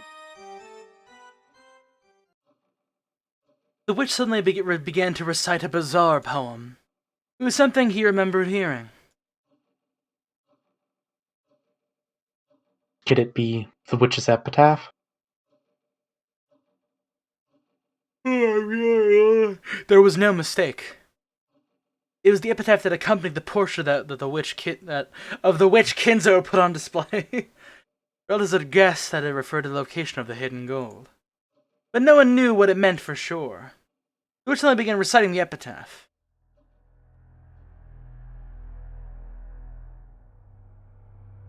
Canon. Since you are furniture, I imagine you've heard about it from Kinzo. The day when everything will be returned to the Golden Land has come. Rejoice. The day when you will be freed from the shame of living as furniture has finally arrived. How do you feel? I believe you've wanted that for a long time, haven't you? The furniture which finds no value in its own existence, merely existing day to day, must be nothing but agony. To those with souls, this world is worth clinging to, but those without souls find this world to be full of nothing but suffering.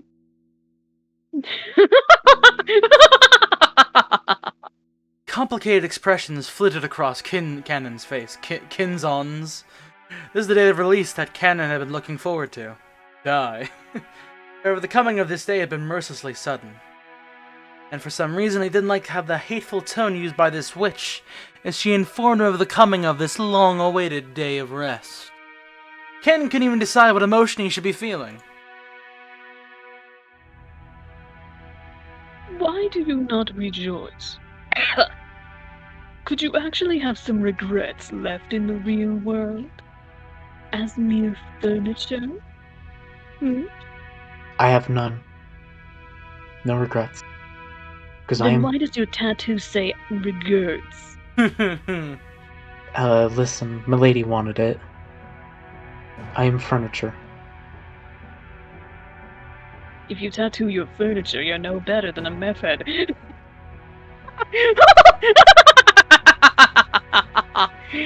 You truly are a model specimen of furniture. How nice, how nice. However, it won't be any fun if you have no regrets at all. Are you saying regrets are how you find pleasure? That is correct. Most witches who live for 1,000 years get tired of life. In order to escape boredom, I adorn people's fates with fruit and brandy and cook them like cakes. I don't eat them up, I just enjoy watching them with my eyes. Eating with your eyes, it's a new trend. I find humans dancing through oppressive fates inside an oven to be so very exciting and enticing. You see, I'm actually a tad famous in this regard. So much so that rare guests come from far away to see my skill at cooking.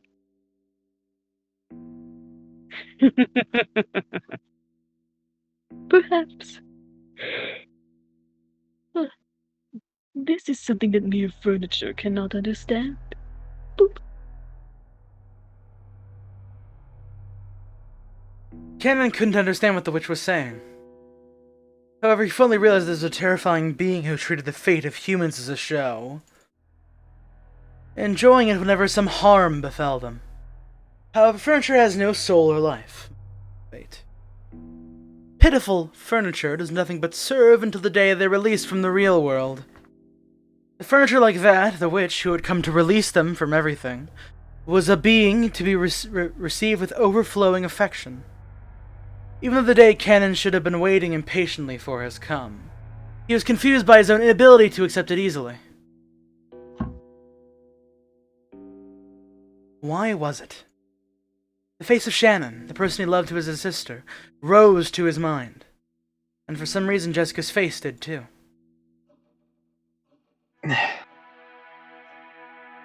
Canon bit his lower lip hard enough that it hurt. Thinking about Jessica like that was something the furniture must never do. Even though he thought he'd known that, even though he'd complained about Shannon's relationship. Why was it that Jessica rose into his mind at a time like this?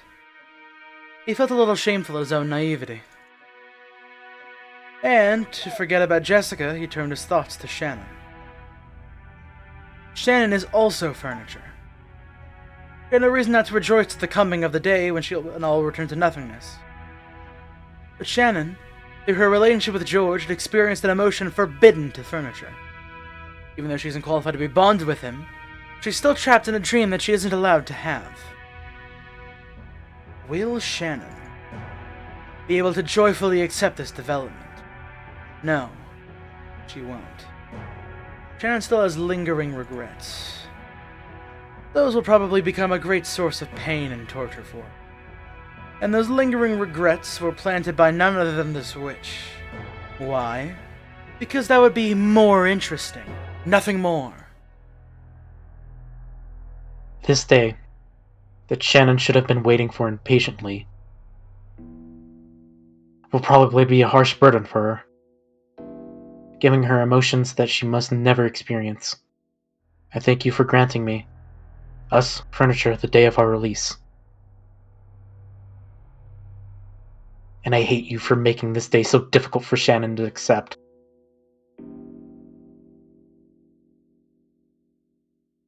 I wanted to make you suffer for your regrets as well, just like Shannon.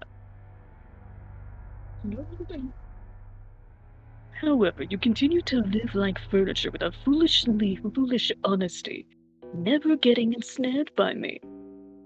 I'm impressed. And yet it seems you loved Shannon a little too dearly, right?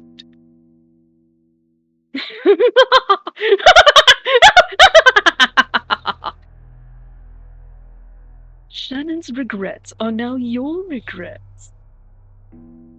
Will those feelings transform into hatred for me?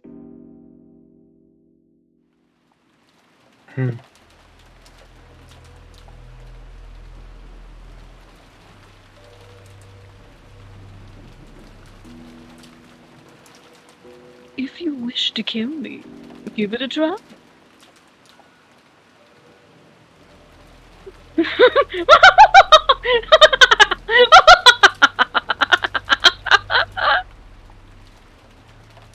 As Kindo's furniture, you should at least have that much power, right? Nah? However, if you kill me, then the day of rest of furniture will not come for all eternity. Could you bear to live with that? Are you truly capable of resisting when I try to release you?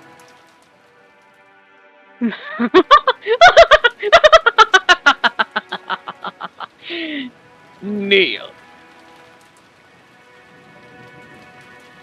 What? Kneel and kiss my shoes. Otherwise, I will leave this place. I'll go back and never show myself again for all eternity. So, Canon, do you think you could bear to live with that? If the door to the Golden Land is opened, your hard life as furniture will end. If you desire, I can give you life as a human. After that, you will be on the same level as Jessica.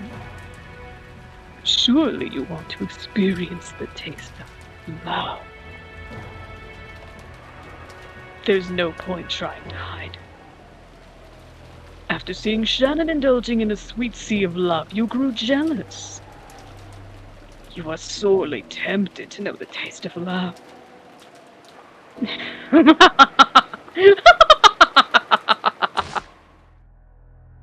Stop it! Stop it! Are you trying to ensnare me again?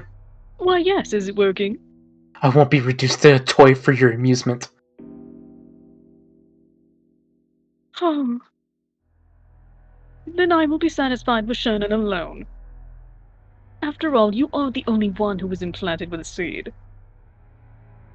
Even fruiting plants sometimes fail to bear fruit after all. The one who obtains the key must then travel to the Golden Land in accordance with these rules. On the first twilight, offer the 6 chosen by the key as sacrifices. On the second twilight, those who remain shall tear apart the 2 who are close.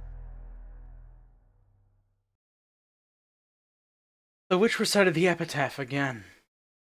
It was so sudden and diverged so strongly from the current topic. However, the challenging smile made it seem almost as though she was using that epitaph as a threat against canon.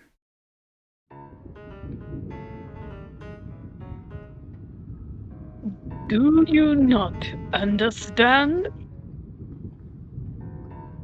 For the ceremony of the epitaph to succeed at the second twilight, 2 who are close must be offered as sacrifices. It could be any 2 who are close. It's so arbitrary. A husband and wife, or even a pair of lovers. According to the rules of the ceremony, who will be selected is up to me to decide on a whim.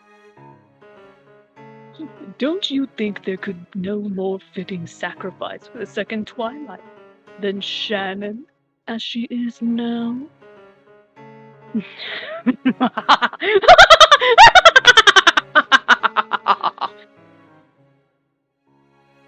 You dirty...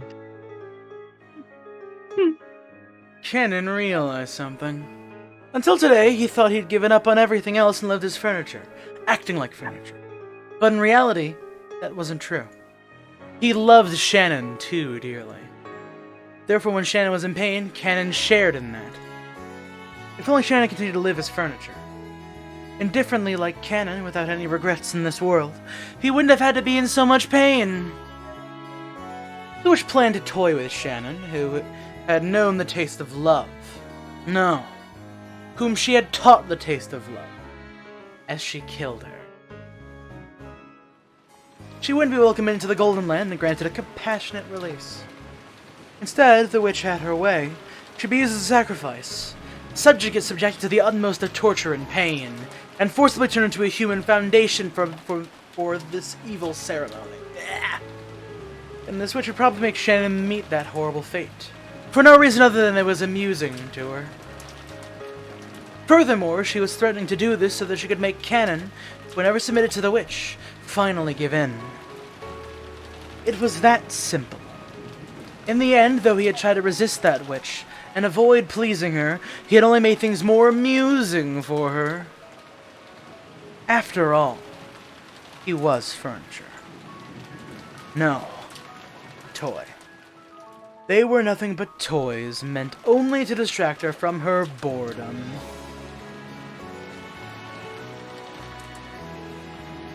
Damn. What will you do, Candace? If you kneel, I might refrain from choosing Shannon as a sacrifice. See? It's that simple.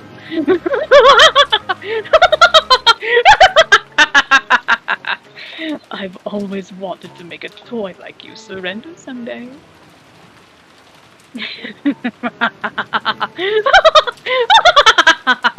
Without even a fragment of elegance, the witch sneered at Canon, and laughed indecently.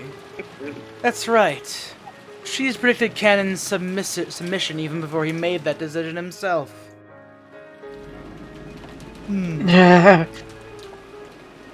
Canon chose to get down on both knees in front of the witch. It didn't matter what happened to himself. However, the one thing he couldn't bear to see was Shannon, who had given him his only reason to live during his days as furniture. Being toyed with like this. That was why kissing the shoes of the witch was an easy oath for Cannon to make. With his quivering lips actually touch the witch's shoe when he just let a look of ecstasy rise to her face, then laughed with a joy with a voice filled to bursting. At that moment, the witch, who had grown bored of life after 1,000 years, was completely filled with the evil emotion that she lived for.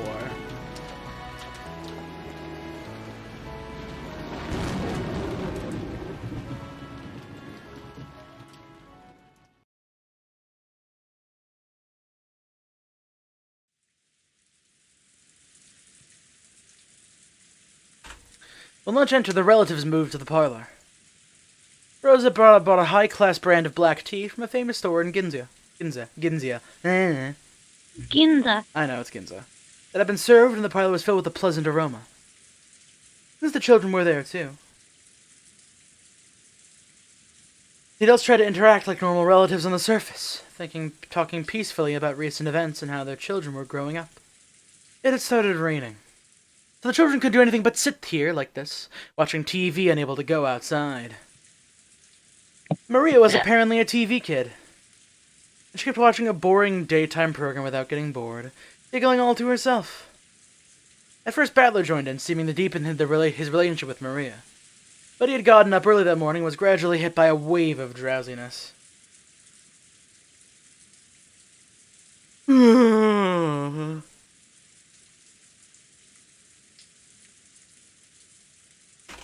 Oh, shit. Oh, that's a big yawn.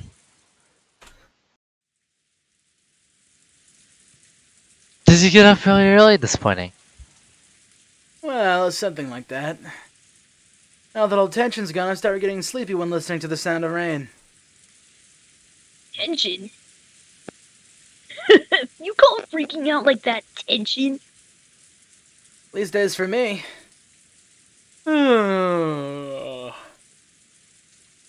Riley gave another great yawn and slowly laid down on the sofa. He really did look tired. George and the others then tried talking to him, thinking it was a sign of his boredom. They realized he really was sleepy, they decided to let him be. Hey, Cello, you have lines. See. Yes, can you hear me? Yeah, you're good. We can. Okay, is my mic terrible? Hey, you're fine. Go ahead. It definitely seems different, but it's fine. Yeah, let me go switch to the better one. Okay. Alright. Be right back. For a moment, when you guys said tension, I thought you said Genshin. Counter. Fowler activated his tension gauge. I like that funny Oomphy girl. Her name is not Oomphy, apparently. So yeah, her name is Klee. Opie girl? Klee is adorable, and I love her. Her name's not Oomphy, apparently. What is it again? I don't care. Klee. Klee. Oh. The only Genshin girl I care about is Beidou.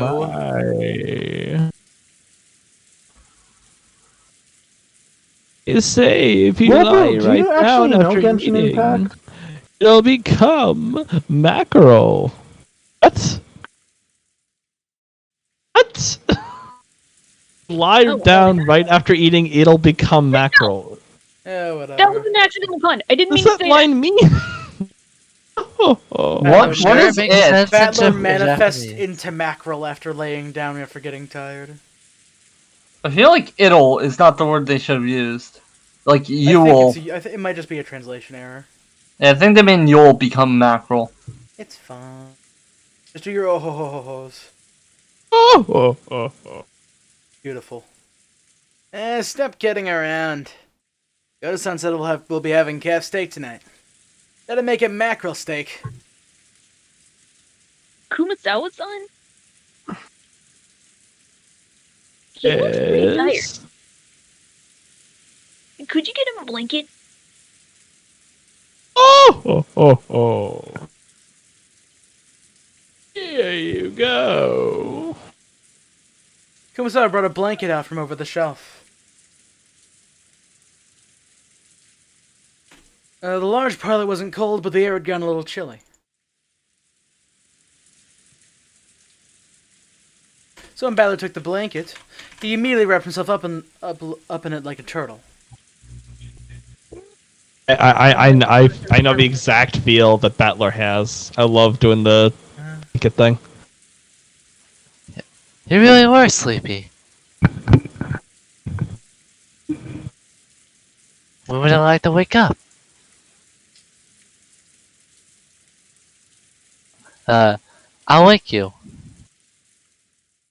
Can't say I've got any particular requests. You can wake me up if you need something from me. And if you don't, just let me sleep forever. Night. Balor got tired of thinking and went to sleep. Butler's sleeping? A nap. A nap? I'll do it too. Hey, Maria. Battler's sleepy, so you've got to leave him alone. Kumasawa-san, could you give us another blanket? Doubtful whether Maria really wanted to take a nap.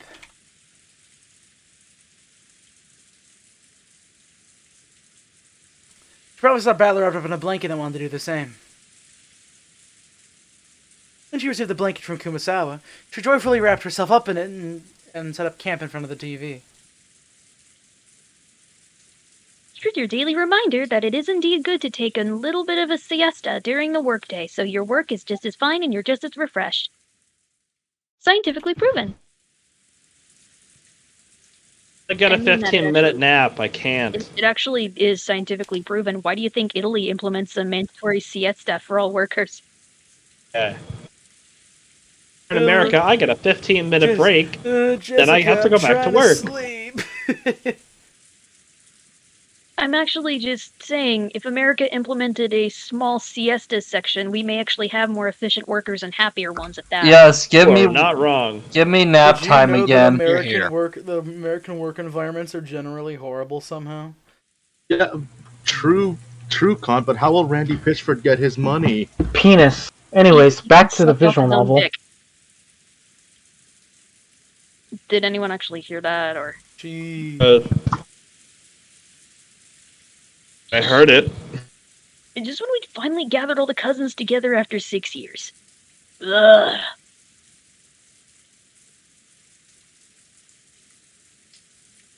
This guy doesn't have a clue that he's the main guest at this family conference, does he? I can still hear you. We took it easy eating lunch, and there's even a typhoon and rain outside now. Since I've got nothing to do, this means it isn't my turn yet. I know about that. If you have a passive attitude like that, you never do anything unless something else happens, your life will be pretty boring, right? Oh, no, that's not what I mean. How should I put it?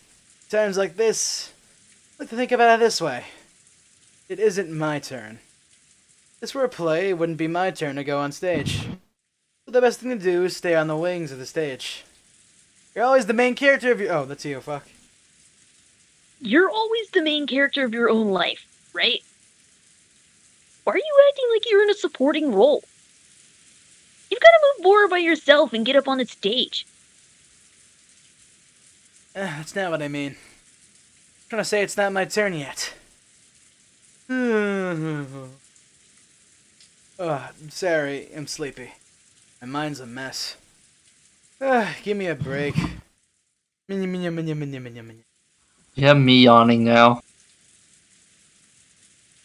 Oh fuck, I was on mic. Fuck. Oh fuck. No kidding. Damn it! No, I'm doing it. You're so sleepy. Wait. You're so sleepy when you're spouting nonsense. like I do enough yawning to the point where we all just pass out live on stream. You are now breathing manually. Like just an 11-person. Yeah, it almost worked. An 11-person napping section. You're doing it now, Shelly. I know you are. I'm the only one not yawning. What the fuck is wrong with you guys? Hey, I'm fine. Tired.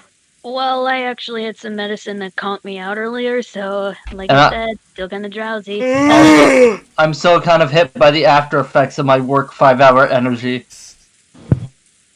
My man's successing. Disgusting. My man's sick peeing. What can I say? You get used to them. You end up liking them, but you should not drink them. Let's go. Come on, guys. Making me look like an even No worse. kidding. Oh yeah, I already said the line. Did you? Okay. Yeah, he did. Let's leave him for now. Hey, I can't get him away. Hey, I can't let him get away with saying that crap. You're always the main character in your own life, bar none. I've got serious issues with what Battler's saying over here. He's just half asleep. Bullshit.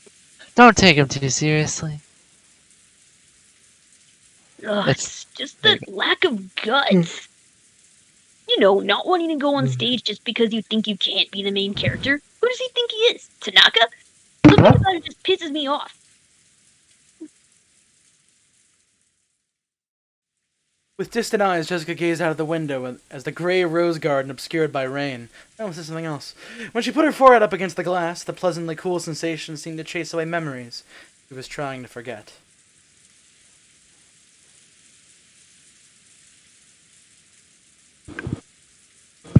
So, it wasn't just your turn yet. Is that it? Then, just when will you get up on the stage? In that case, who the heck is the main character on this stage? This meta-contextual narrative is really gonna go ahead and drive me cray. Speaking of meta-contextual. Oh, we're going back. Dang it. Dang, it's like you think you can... Dang, it's like you think you can do whatever you want. Yes, I can. What the hell is all this? It's all screwed up!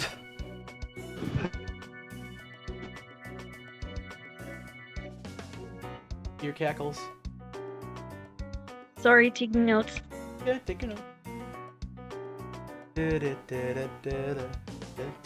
What the hell is this?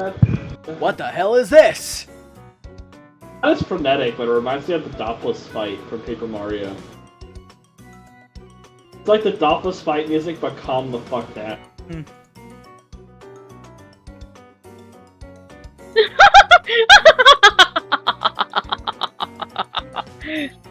Oh.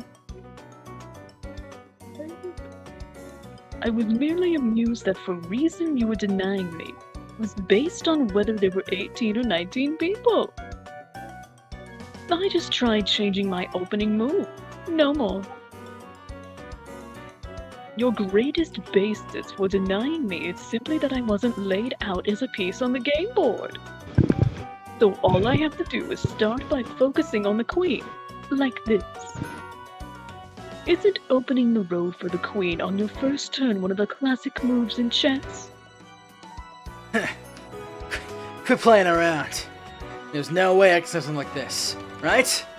A witch came in, walking around right through the entrance, all you say? What a royal load of bullshit! What's this? In the last game, I gave you incredible freedom in making your moves, correct?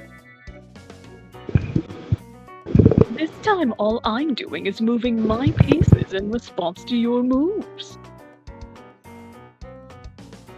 Are you already giving up right at the start? You bastard. Don't mess with me! Like hell I'd give in! Great move! Go ahead and just move however you like. GG no re, motherfucker. Okay, so your turn's far from over, isn't it? Move however you want! Form a huge battle formation while you still can. I'll definitely withstand you. I'll definitely corner you. Come at me as best you can. I don't want you to have any excuses. You weren't even close to making me something like a witch. That's right. Just now, looks like Maria's candy was fixed with magic. But you might have actually had another one of the same candy hidden in your pockets. And switch them like that with a little show. Make it only look like you'd fixed it with magic. Yeah, that's right. That has to be it. It's useless. It's all useless. Sure, a specific candy that she would specifically know because she specifically was at that moment where Maria and her mom were there and specifically bought one just for that situation. Hey, maybe she has intel. Yeah, she might have like a information network like the Mountain Dog. That is that specific, down to the right candy and everything. Hey, we don't know yet. Bruh. Yeah, maybe. Magic. No magic. Rosa saw the moment when the candy split into butterflies, correct? Who cares about that? It was a hallucination or a trick, or maybe she just saw it wrong. This isn't a big problem.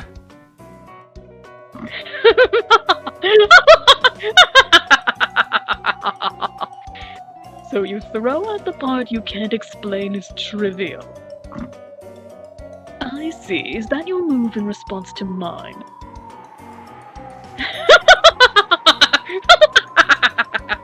You've dug your own grave. Ushiromiya Battler. They were up her sleeve. You gotta do Ushiromiya Batora. Like hell. Oh, but that's the funny way you say it. That's how she says it. We're not Japanese.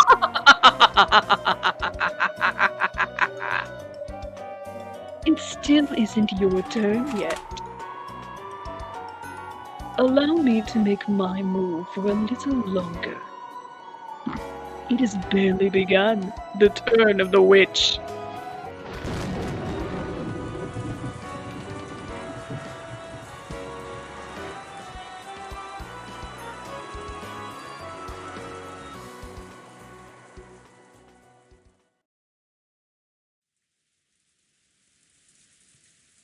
They started hearing Battler snores. The relatives went in their separate ways, leaving the parlor and letting Battler sleep in silence.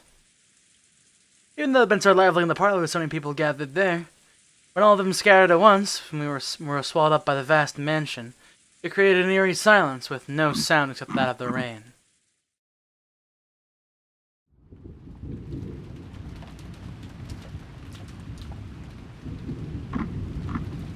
Nope. I haven't met a person like that even once. Aniki? I haven't met them. Kirie-san, is that true? Even I only greeted her briefly when she came to the entrance hall. She looked like she was a bit over 20. I told her my name, but she didn't tell me hers. She was being guided by Genji-san, and I saw her go up to the second floor. So it's probably faster to find Genji-san and ask him directly. Still, what a strange turn. The mystery woman had spoken to Kirie. Though naming herself, she sneered that Kirie should have had a vague idea as to her identity. That brought someone to mind. Then there was her look-alike, the witch of the portrait.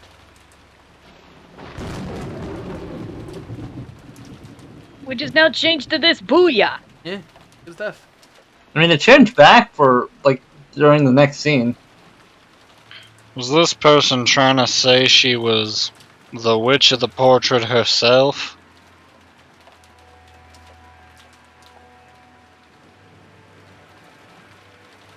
I realized she was probably laughing at me for that reason. Even though it was our first meeting, she spoke as though she knew I'm your second wife. Aniki. You really don't know anyone like that? You talk too much. I've never seen a blonde woman like that go in or out of this mansion. Unless you count Krause's hookers. That kind of thing doesn't matter. The problem's what happens if that woman starts calling herself Beatrice and she starts calling herself the manager of Father's assets. Or maybe she plans to call herself his mistress's daughter, and demand that she gets a share of the inheritance. Either way, we've had one heck of a joker slipped into the deck. Did Nissan bring her here?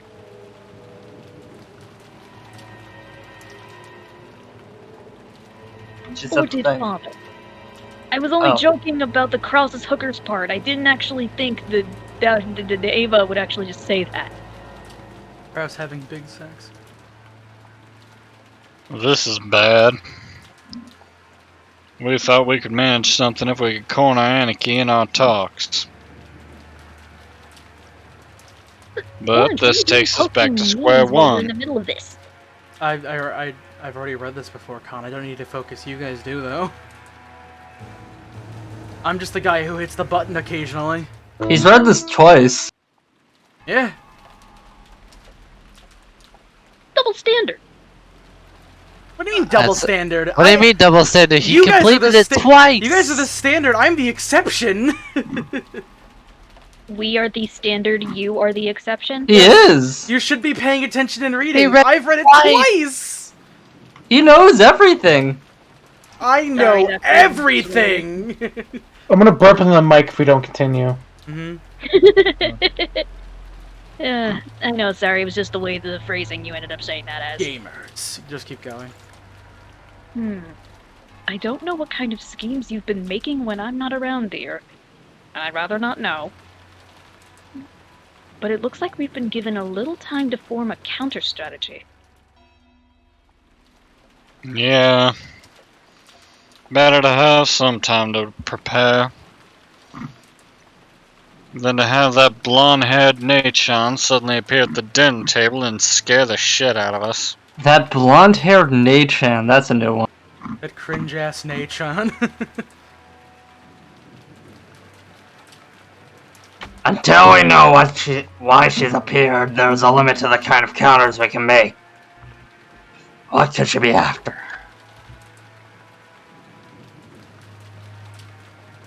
Isn't it obvious?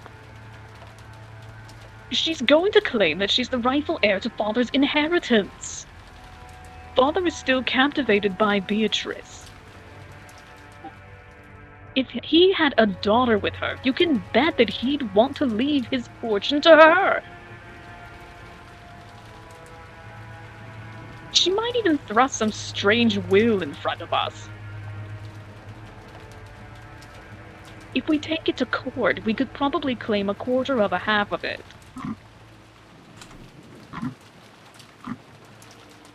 But it'll probably be impossible to divvy out the inheritance until that's settled. We can't have that. Now can we? I can't. And neither can you, Rudolph. And the same goes for Rosa, right? Each one of us needs to gather money quickly for our own reasons. It's our biggest weak point. So, what are they after? Kyrie, can you guess?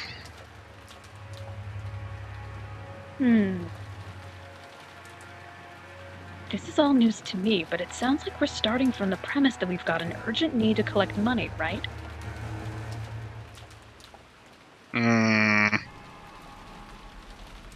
We'll discuss this later.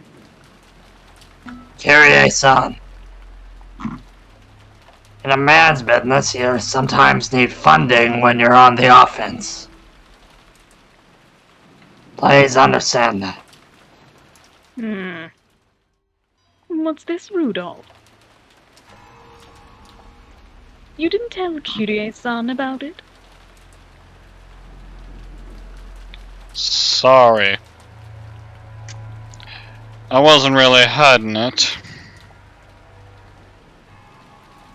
Actually, it was kinda... It's alright. If you decided this wasn't something you needed to tell me about, I won't press you about it right here. What's more important is finding out what this gold witch is after, right? Yeah. Now that you know what we know, can you see how the enemy might come at us? What's that noise? Rudolph had a certain measure of trust in Curie's unique thinking technique. Chessboard thinking. Of course, it didn't give any more peace of mind than fortune-telling. But even every time Rudolph was polishing up some important strategy, he'd give a great deal of thought to Curie's advice. For a while, Curie pressed her finger against her forehead, considering.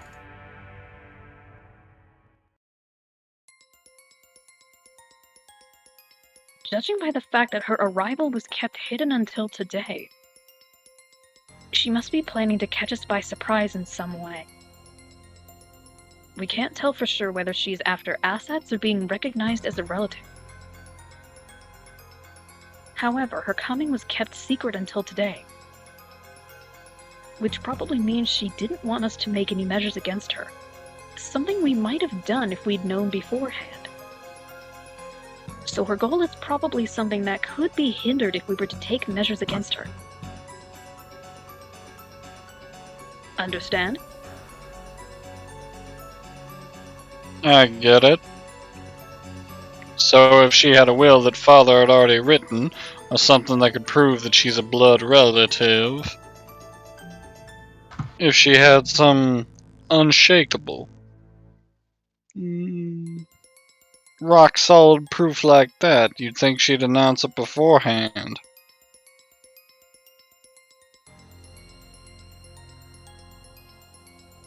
That's right. On the contrary, since we're in a position to doubt her, she should have brought a lawyer or an expert and thrust some completely undeniable proof before us. If she could.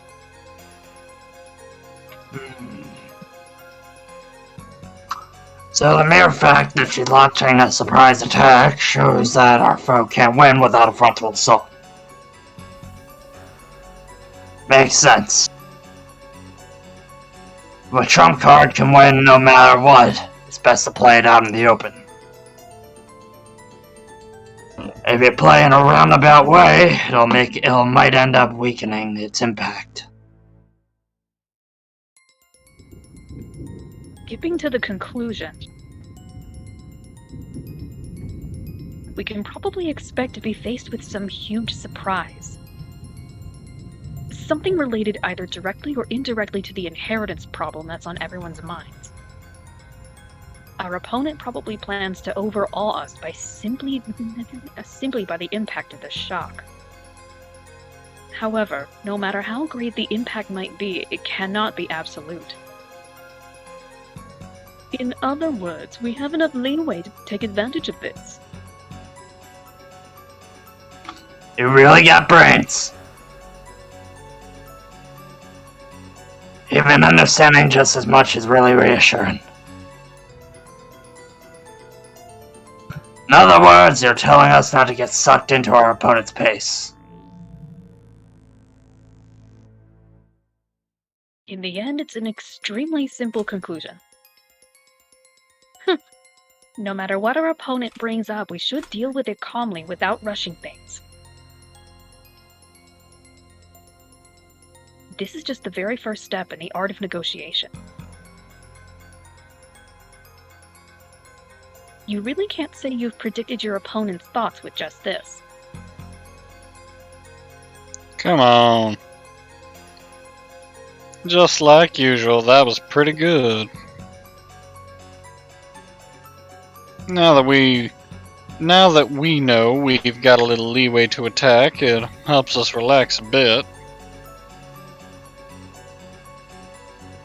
What we don't know is how she's connected to Kraut's Nissan. Will it be a surprise for Kraut's Nissan too, or was he actually the one who called her here in the first place? If it's the latter, it might make things very troublesome. That's right. Secretly calling a mystery woman on the day of the family conference. It would be in terrible taste, but it does feel like something Nissan would do. Aniki, let's do this. As long as she can't clearly prove her identity, we won't accept her position in any way. That would be for the best. Already she's refused to introduce herself to Kyrie-san. We can't let our confidence be disturbed by the statements of some unknown woman. She might even show us proof that she's a blood relative. She can prove father's blood runs through her veins, like with a maternity record document. There's nothing we can do. It's always possible to suspect that physical evidence has been faked. And even if it's real, in order to prove that the person in the documents is the person we see, we need to check their condition at a hospital. At the very least, it'd be impossible to prove that now, on Rokenjima. You're right. So in other words, it's something like this. No matter what's shown to us now on Rokenjima, it can't be accepted as truth. We can't believe anything until the typhoon passes and they prove it to us at the proper place.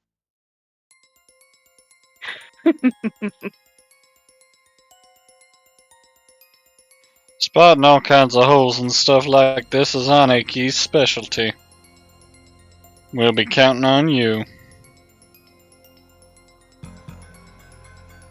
Are you joking? You'll be helping too. We need the money. We need it quickly and a large sum. Editor's note. They need a lot of money right now. Our fates are all tied together in this, whether you like it or not. As if we just stand by and let some suddenly appearing mystery woman destroy the inheritance we're after. Oh god, that felt disgusting to say. Rudolph and Ava always formed a united front as siblings at times like this. Sickened by the idea that their own inheritance might be snatched away by an outsider. Carrie noticed how indomitable they looked, shook her head slightly, and gave a small sigh as she gazed out the window. Outside it was still raining heavily, and everything was grey, having lost all of its vibrance. The lush garden that the sun had shone on earlier now felt like a lie. For some reason, the words Ava said a second ago kept repeating in Kyrie's head. So in other words, it's something like this. No matter what's shown to us now in Rokenjima, it can't be accepted as truth. There was an odd nuance to those words. At that moment, the island was closed off by the typhoon and isolated. They had access to no public institutions and no hospital. So on this island, no matter what manner of proof related to the outside world was shown, it would always be possible to call it a lie. It would be impossible to prove that something was the truth. Now that they were isolated from the outside, all truths whose proof lay in the outside world would be called lies. So does that mean that right now, on Rokenjima, no truth exists at all? Does it mean that everything will now be ruled by lies alone? It almost gives the illusion that we've left the human world of truth and have been shut away inside another world, one of lies. Kyrie remembered that woman's appearance one more time. From both what she had looked like and the witch of the portrait. This island which had been cut off from the world of humans and shut away in the world of non-humans. A non-human being has come to visit. Kyrie couldn't think of a smile that had appeared on that woman's face as anything other than a portent of misfortune. I get the feeling my chessboard's thinking's missing a vital premise. One that'll be necessary to understand that misfortune-bearing smile. Yes. That smile made me feel as if though someone inhuman was mocking me. I've based my reasoning on the assumption that our opponent is a human like us. However, just like this island is now, she may be a being that isn't human, and human values may not matter to her. If that's true, all of our reasoning is useless. For what reason has the witch been invited here today? Only one thing is certain. Now, in this instant, she's staying somewhere in this vast mansion.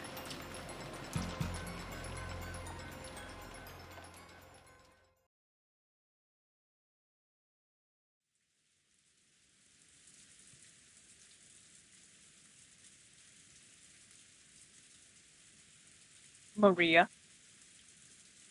Around lunchtime today, we met her outside, right? A woman. Who was she? I said it over and over. Beatrice.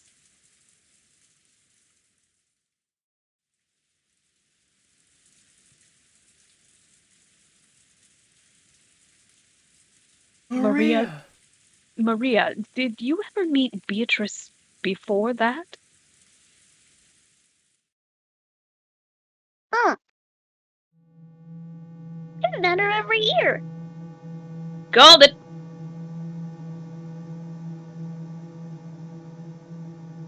Every year?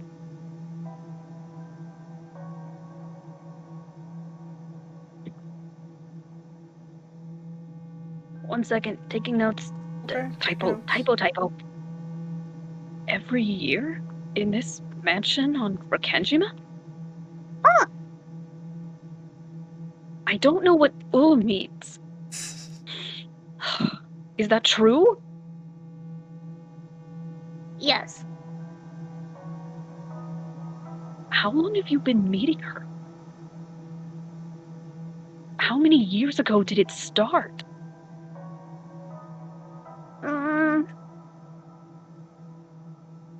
I don't know. You don't know? What do you mean? Ugh, was it last year? 2 years ago? Longer than that. Huh? Rosa was astonished. Only the Ashurimi family mansion existed on this island. There couldn't have been any humans other than themselves here. Yet Maria said that she had been meeting with a suspicious woman every year during the family conference. What Maria said was the truth. That strange woman called Beatrice had been at the family conference every year. That's insane. Is Maria saying that eerie woman was at the family conference every year and none of us ever noticed it? Wait, should Rosa be talking? Yeah, okay. That's my bad. Whatever. Even though Rosa just met this woman herself a couple hours ago in the Rose Garden, she's overcome with a strange emotion that told her not to accept this existence. That existence. What in the world? Go. Sorry, it's fine. What in the world did I meet with earlier today in the Rose Garden as the typhoon grew near and the winds roared? Maria, honey, you said you've met with her every year.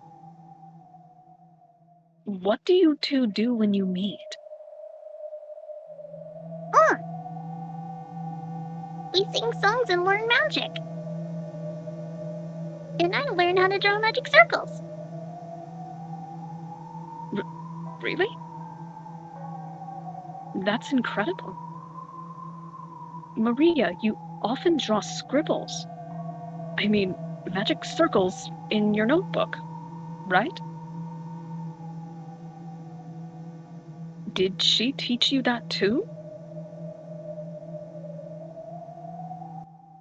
The fuck at him?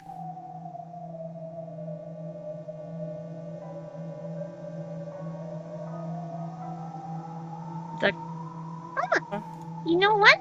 Beatrice drew examples to teach me. Come on, look! Maria joyfully fished around in her handbag. She showed a single notebook and began opening to that page. Most of the pages were covered with drawings that were literally scribbles. All of them were occult-like things. And while it might sound rude to Maria, who was joyfully flipping through the pages, they were all creepy. Look! Here! Beatrice drew it.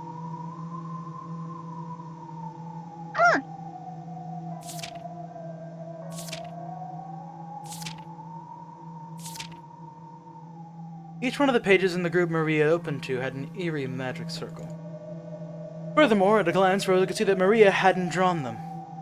The strength of the strokes, the thickness of the lines, how clean the shapes were.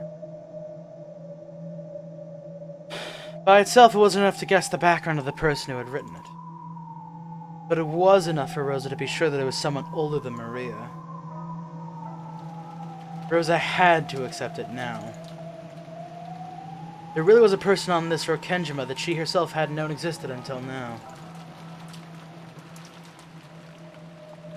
And this person had to come to the family conference every year to play with Maria. Maria.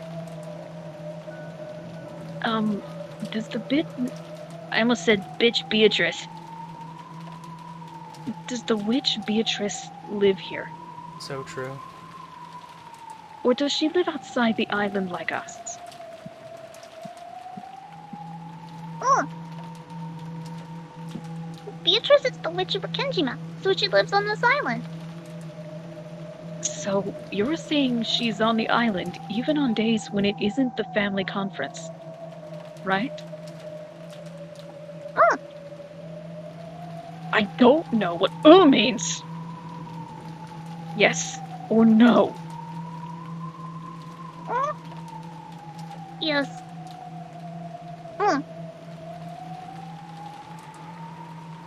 What in the... I can't believe it.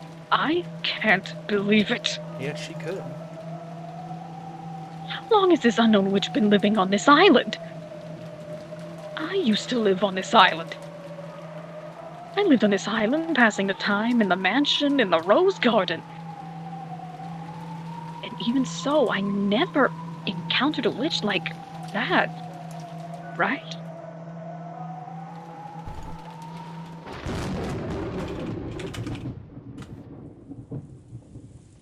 Mama? Mama? What's wrong? Mama? My head hurts. I was probably getting a little mixed up with my memories from when I was a young girl.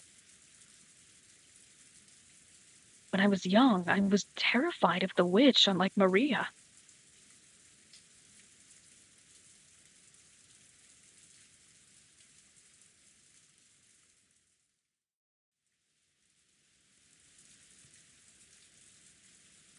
Yeah, it seems like an important note. Sorry, taking notes.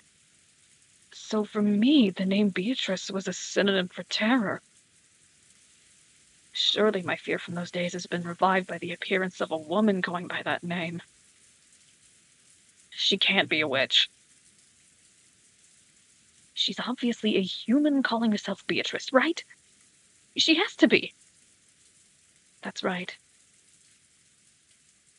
That witch entrusted me with an envelope. What in the world could that be? Rosa pulled that Western envelope out of her pocket. One of the envelopes that bore the Ashurmia family crest, which Kinza used for his personal. And its red sealing wax had even been sealed by the head's ring, which Kinzo held. Which meant this envelope belonged to the Ashurmia family head. In other words, it was from Father. Why was a woman calling herself this. Yeah. Why was a woman calling herself Beatrice holding it, and why did she give it to me? That's right. I'm sure she said to read this aloud at dinner. What in the world could be written inside? A sense of uncertainty gripped Rosa. Opening this envelope might let loose some incredible misfortune.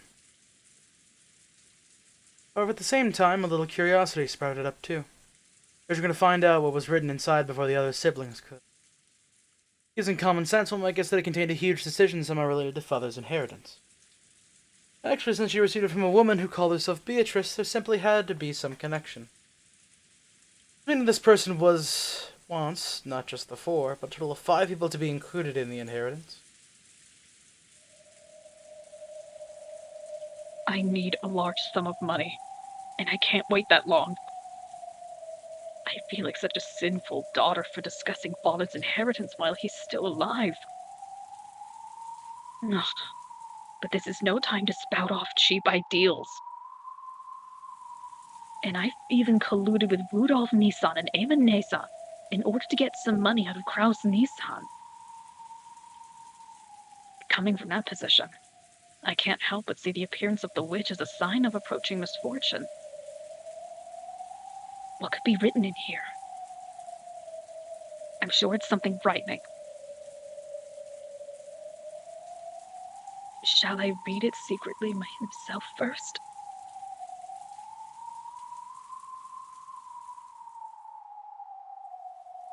The witch requested it be read at the dinner table while it were with everyone gathered. But if that's what she wanted, why couldn't she just read it aloud herself at dinner? Why did you go, oh, that's you, though? You okay there, Orange? She said you go. Yeah, just go. Why did she go to all the trouble of entrusting it to me? Simply put, is it because she doesn't mind if I read it secretly beforehand? It'd be better to secretly read the contents first. I understand that'd mean breaking my promise. But this is no longer the time for cheap ideals. Depending on the contents, I should probably discuss it with Ava Nason and Rudolf Nissan too. They're always really good thinkers when it comes to this kind of thing. When I gulped and put my hand to the red sealing wax,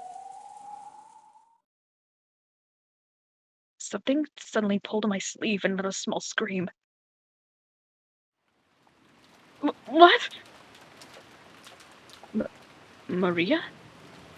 Don't scare me like that. What is it?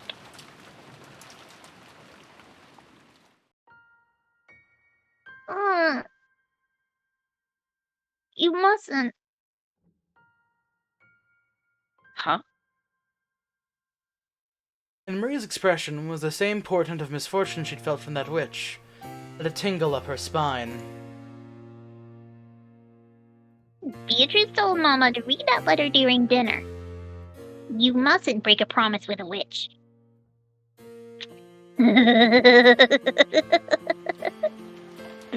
That's not it. No, I just wanted to look at the envelope for a second. I'll keep my promise. After all, I always tell you to keep your promises. What kind of horrible mother would I be if I didn't keep my promises? Of course I keep my promises. Yes. Mama's a good girl.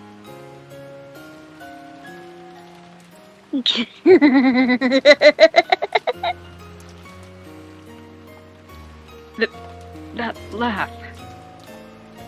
Ugh. It isn't cute, so stop it. Oh. Come to think of it, you received a letter too, Maria. What was written inside? I haven't opened it. Beatrice said I mustn't open it until the time to open it comes. So I'm taking good care of it. Oh. I see. You listen well to what Beatrice says, don't you, Maria?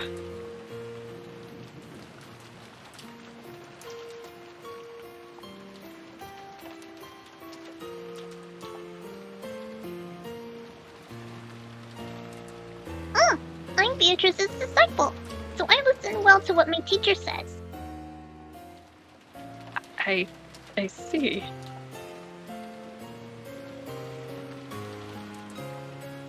Huh?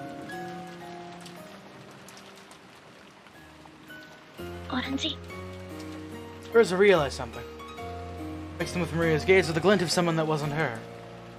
Urza broke the rules and opened the envelope here. Beatrice would definitely learn of it. Because Maria was the witch's disciple. Who was in contact with that witch?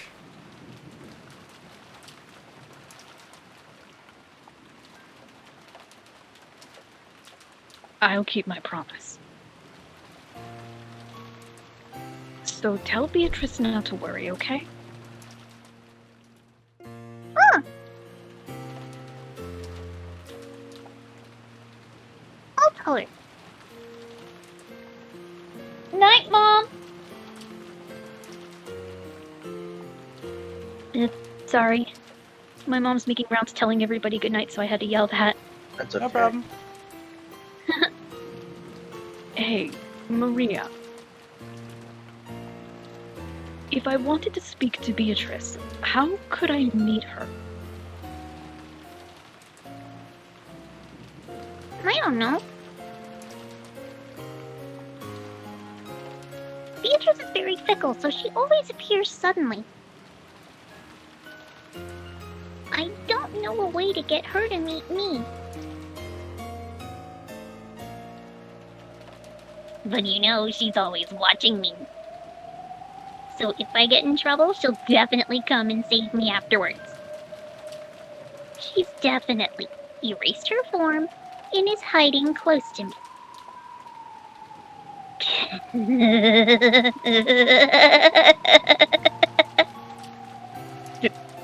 Don't I always tell you to stop laughing like that? Rosa reflexively hit Maria on the head. That put a stop to Maria's laughing, but it wasn't able to erase the color that had risen to those eyes. The color that seemed to bear a portent of misfortune. Rosa swore. She swore that at least until they left this island, she would not leave Maria alone. She couldn't allow an unknown being to make direct contact with her daughter any longer. And that's it for tonight. She just can't stop hitting her daughter. Can't stop touching that child. That child can't stop catching these hands. Furniture and people. Just reflexively hitting your daughter.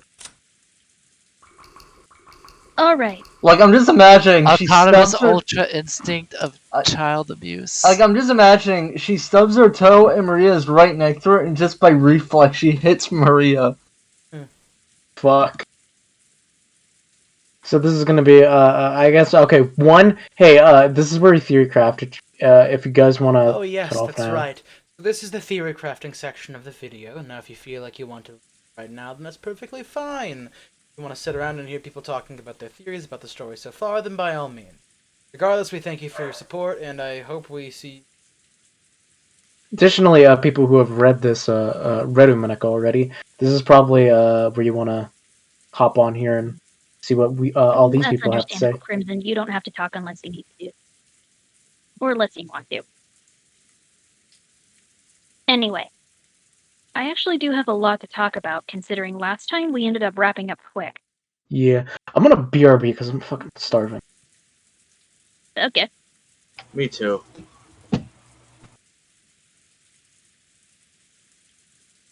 Anyway. Most of what actually began last time at the other session was mostly a really good sign of repeated child abuse behavior from Rosa. It's as I suspected before from Chapter 1. She never had a clear outlet for all the stress and abuse in her life, and now she's enacting the same thing on Maria. Like father, like daughter, unfortunately. Also, if I do believe, she is the youngest of the siblings? Yes. Yeah. Say, I know often a lot of times in like richer families, the youngest sibling often becomes a more like, I'd say like punching bag. In some cases, yes. Even in most modern families, it's usually the youngest who ends up the punching bag or the one who just gets all of the hand-me-downs. Yeah. Other situations, they become spoiled, but it's more often to see them actually become a pest, a nuisance. Something akin to, what's the proper word I'm looking for? A black sheep? Yeah. A standout. Mm-hmm. Also, Maria's actions afterwards saying that her mom is actually being replaced by an evil witch, those are also coping mechanisms. Yeah. I did study child psychology. and I do know how that works considering I'm also a teacher. Children will do anything to justify the actions of their parents based on how exactly they act and how they actually perceive things. If their father hit them for something, then they will go ahead and try to justify it in their own mind and just say, Dad was having a bad day, and work around it. In this case, it's Maria saying that her mother was just being possessed by an evil witch. She does love her mom, she just hates the action, but chooses to go ahead and dissociate them from her original mother and refuse to believe that her mom can actually be capable of these acts. It's tragic. Yeah. Shit sucks. Very. And as such, because Rosa feels immense guilt after she does this, she compensates by going and spoiling Maria. But those same behaviors continuously bring out the negative impact, and thus the circle is complete.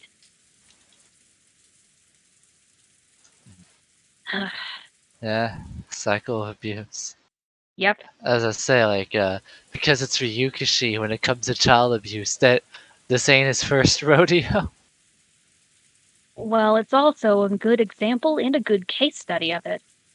It's realistic enough to where it actually hurts. Yeah, it's like this is a part of the story where I'd say Ryukishi's experience as a civil worker like pays off because he does like I would say a very like accurate job at portraying it. Plus, this is the second story, so he was able to iron out any like flaws in the first one. Indeed.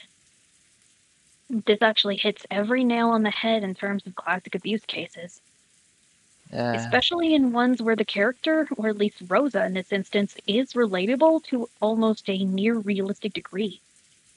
And that terrifies me more than anything else we've seen so far in this entire chapter.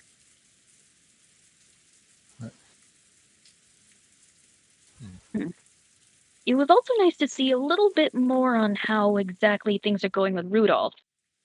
Typical 1980s slick hair back, original CEO style. Rudolph seems surprisingly chill. Like, he doesn't really seem like a bad father. Like, I mean, he's probably a bad person in a businessman kind of way, but he doesn't seem like a bad human. No, not necessarily. It could also just be argued that he's just literally I want to say he's the epitome or the facsimile of the 1980s business model. Yeah, this is also like when it comes to him and like Balor and all that, as like Kyrie say, it's like you're more two bratty friends or whatever. So it's like shown that like he is like starting to like get along with all that, which cannot be said of the other parents. Some of the other parents so far.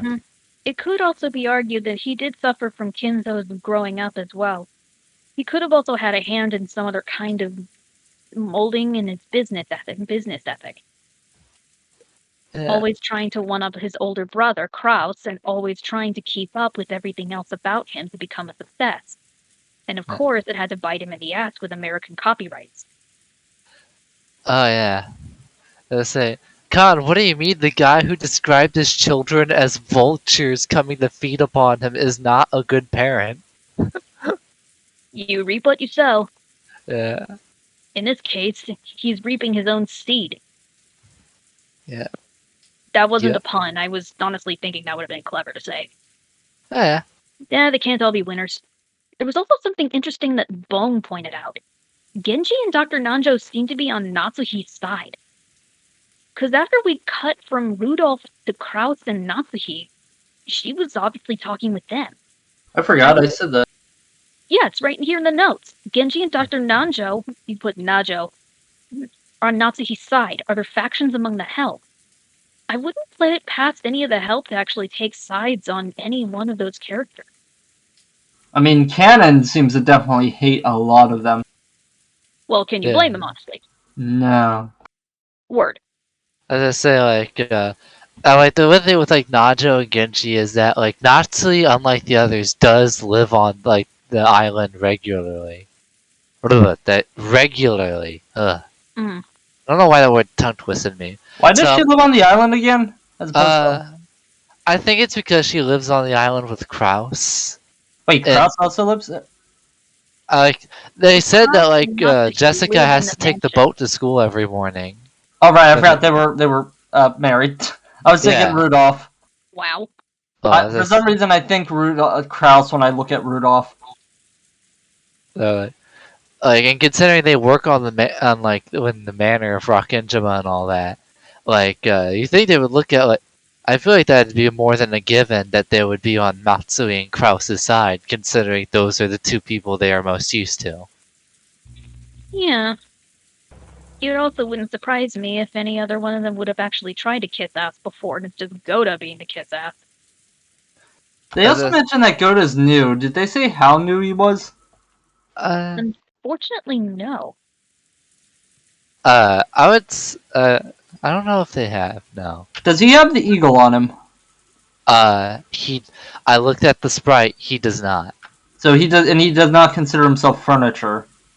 He does not. I wonder how that's going to play into things later. So far, the two servants that have been like named and shown, like this place has a bunch of servants, right? Yeah. All right. Remember, they also mentioned a servant named Lunon. Yeah, there's a lot of servants that are like in and off, and like the ones that we've seen so far with like the sprites and all that are the ones that happen to be on work that day. Okay, and I was just thinking like so we have these two servants so far that do not consider themselves furniture, do not have the family crest on them. So but they are named and shown, so they are important. And I'm curious how important. They're also ones who probably have less standing with Kinza than anyone else. And I wonder if they are maybe working behind the scenes with any of the other family members. I wouldn't be For a surprised. personal Goda benefit. seems like that kind of shit-eating cowboy. As I say, like I think that these are mainly the servants that are the ones we've grown to love, or the ones that happen to be on work that day. I'm also finding it interesting that they'd actually give us a little bit of information about the island. Akajikima, Evil Appetite, or Azuki Bean Island. Still, you guys know the purpose of Azuki beans on New Year's, right? I did not. In Japan, there's a holiday that happens every New Year's where they go ahead and throw Azuki beans or rice over at the door to ward off demons. It's simply just throwing the beans, and then they say, demons away. It was a means of Setsubun, and that's at the beginning of February. Yep, Setsubon. It's a means to drive out the bad luck and the demons to welcome in good demons or any good spirits for the new year. And that's usually with soybeans. Is it?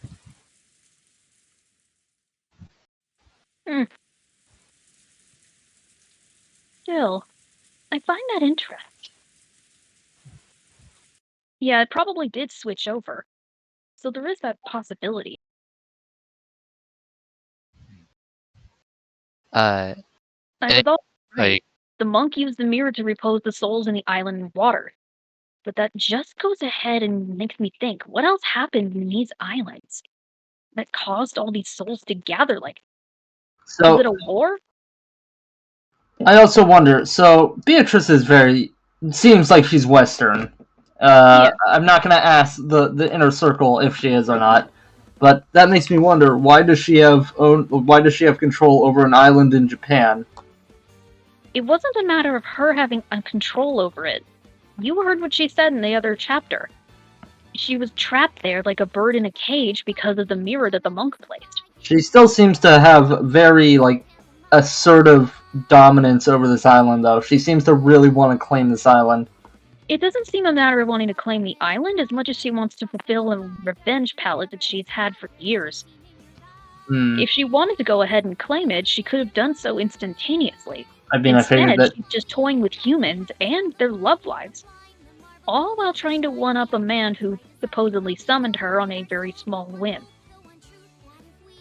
Alright. Just seems like she liked the idea of being the dominant one on the island. I think there's a little more of a nuance to that. Alright, there you go. I just said she's always the dominant one.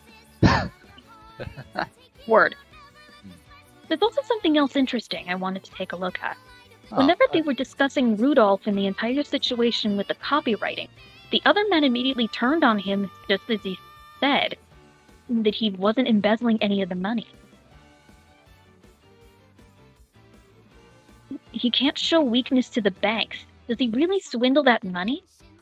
What do you guys think? I don't know. Really? You got nothing? Sorry, I might have actually zoned out a tiny bit. Ah. I saw my pencil and I was like, pencil, and I started playing with the pencil. Dude, please stop zoning out. I can't control it. I literally physically can't control it. It's because I'm pretty sure that's how ADD works. It's like easily distracted.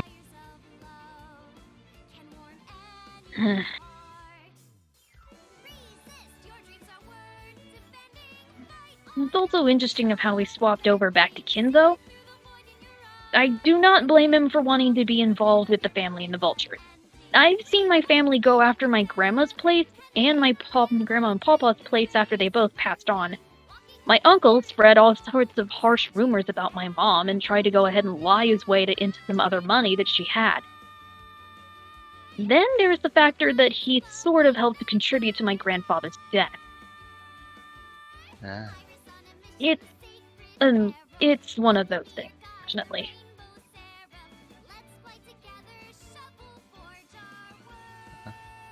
I also find it interesting that one of the other chapters that Kinzo was called the Golden Gambler. The Golden Gambler. Quite a title. It's also written down the phrase, magic without risk can never house a miracle. And when you think about it, that is very much the intent of a lot of the things that Beatrice has done and Kinzo is currently doing. A lot of the magic that Beatrice has cast so far does involve severe risk. But it still had a miracle even once or twice.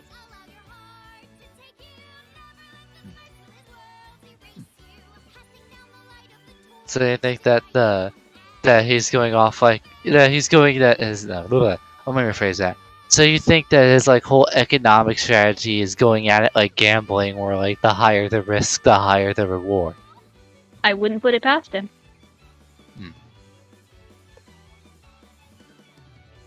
So so I'm just saying. So you think he's like more of a somewhat gambling man person? The way he mentions roulette is almost completely aware of that. And a man who gambles in magic would also gamble in his financial well-being.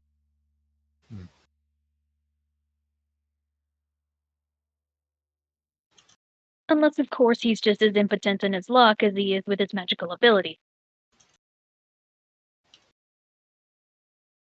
Any other? Is there anything else that like struck out to you, or anything you've been thinking on? Because like so far, even like in episode 1, there's still things to think on.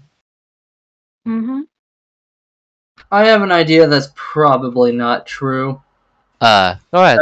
Okay, so I do not believe what I'm about to say, but it's like I had the idea just popped in my head. What if Kraus possibly did some magic shenanigans to get that gold bar? But it's probably not true. He probably just found it.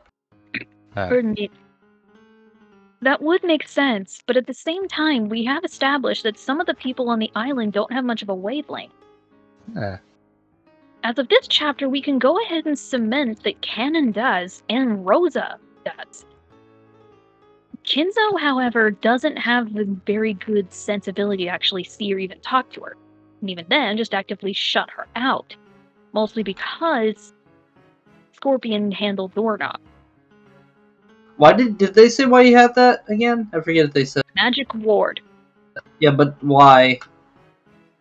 Like, evil magic.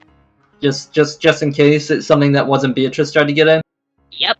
That or Kinzo really doesn't think that far ahead.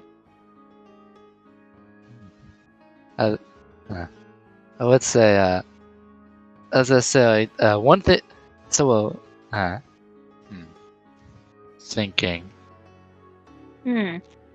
Now I am thinking.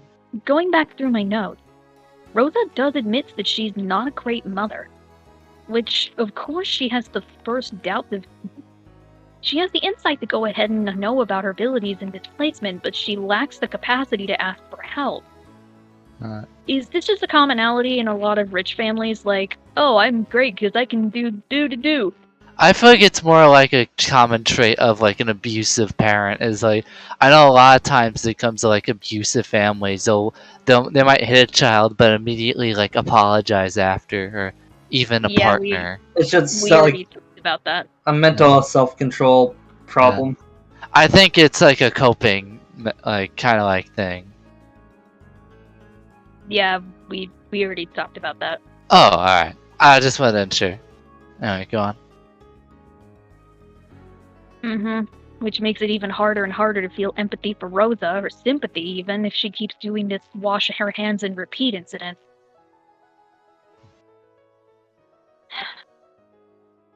Yeah, sadly, it doesn't seem like she has much control over it. She should probably see a therapist. This is 1984. Doesn't mean that she has access to. Well, I mean, she probably would have access to one. She's wait, no, she's not rich. No, I mean, this is 1984 in Japan. People didn't really think. Oh, whoop, the 87. 1980. It was like 87 to 86. I don't know when I figured therapy existed back then. Well, it did, but it doesn't have the same exact. What's the word I'm looking for? It doesn't cover the same sort of subjects that actually do get covered now. It would have been something completely different. It would have placed more focus and blame on Maria's behavior than on Rosa's. Whereas now we can go ahead and say that the root cause would be Rosa's behavior as well, and maybe classify that Maria's going through some trauma. There would be a little more point in this connected dots to find the blame originally. This sounds like her head's messed up. Sadly, I don't think Maria's gonna have a good life. Yeah. What Crimson wrote in the chat. Psychiatry was considered a medicine practitioner and was super shady as fuck until about the 70s. That doesn't mean why sanitariums no longer exist, because they realize that the human mind itself requires unique study, not to go ahead and usher it off as some kind of quack therapy session. Also, one more thing on this topic before I ask a question of my own is is like with the whole thing with like mental health in like the 80s and all that. She's a single like mother. Like how do you think that would like affect her? Whole new layer of stress. Yeah. And it doesn't seem like she really knows how to be a mother. Perhaps she was never prepared. Yeah. Meaning that her quote-unquote husband was a one-and-done dude one stand. Yeah. Meaning Maria would be everything that she'd need to be. But of course she'd struggle with that idea. She'd begin to blame Maria for her not actually getting a spouse or for her misfortune. That's another scary thought for this. Now, may I ask a question of all of you Umineko readers out there? Because I've been thinking on this question. And now I have to go. Shoot. Okay. So what is up with that epitaph? Because Kinzo's like, oh, whoever solves it, solves it. Do you think the epitaph is solvable? And if it's solvable, do you have any ideas of what a solution might be? I think it is indeed solvable. I forget. Do we know what happens if you do solve the epitaph? I think like Kinto explicitly stated in episode 1, like if anyone solves the epitaph, it leads them to the gold. Yes, gold. The inheritance. I've got to use the bathroom really quick. Alright, understandable. And that's a really that's a good reward, but man, it's like you have to go through a death gambit to do it. Now remember, anybody can solve that epitaph and get the gold. Anybody. Oh, neat. Anyway, I really want to know what the fuck this Golden Land thing is, because it just sounds like you're dead. It just sounds like you're dead. Everybody will come to the Golden Land. It'll be nice. Everybody will be like I can see where you're coming from. Like, what, is it just a fucking, like, that room? Is it just a tea party room with flowers and it's just another dimension? What the fuck is the Golden Land? That sounds like it'd be a shit existence. It sounds boring as hell. Yeah. Yeah. Yeah. I also want to go. I wonder what Beatrice's backstory is, because she says she's been alive for 1,000 years, so that'd be 980 AD, well, 987 AD. Like, so, like, what the fuck happened back then? What was she doing back then? Where was she? Was she in fucking Germania? Was she in some Hebrew area? Where was she? Doesn't look Middle Eastern. She a traveling merchant? Wife or something? I like history, audience. It's a fascinating question.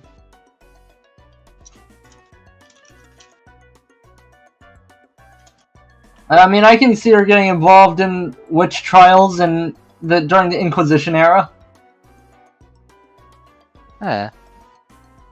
Join up with some covens. The Covenant. I can't believe Beatrice joined up with the Covenant from Halo. That was wild. That's such a stretch of a joke.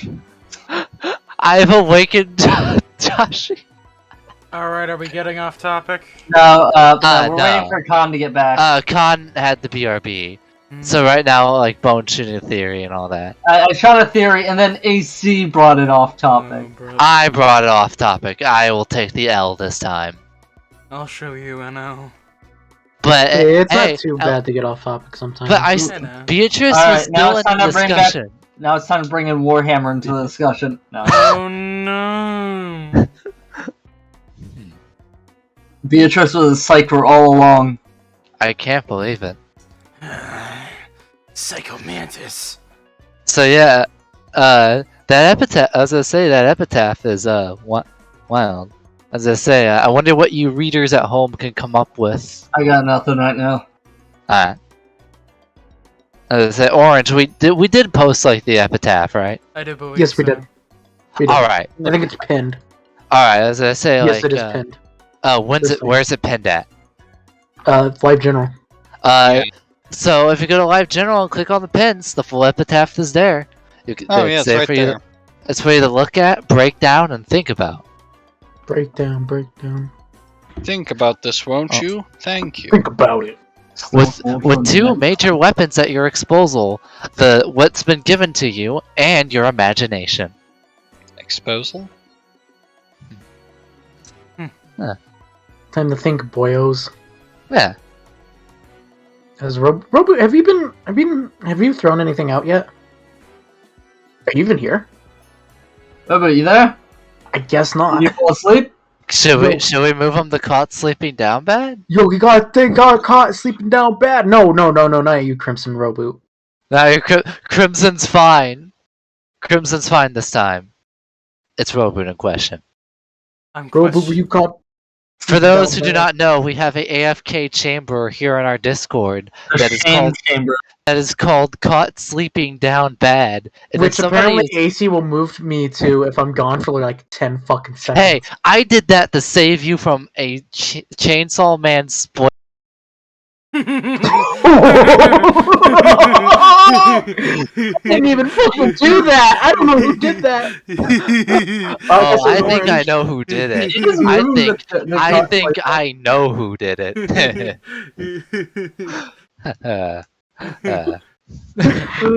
Wait, sorry. do the little Discord dings get caught on the Twitch stream? No, they don't, because I have streamed. Oh, dang.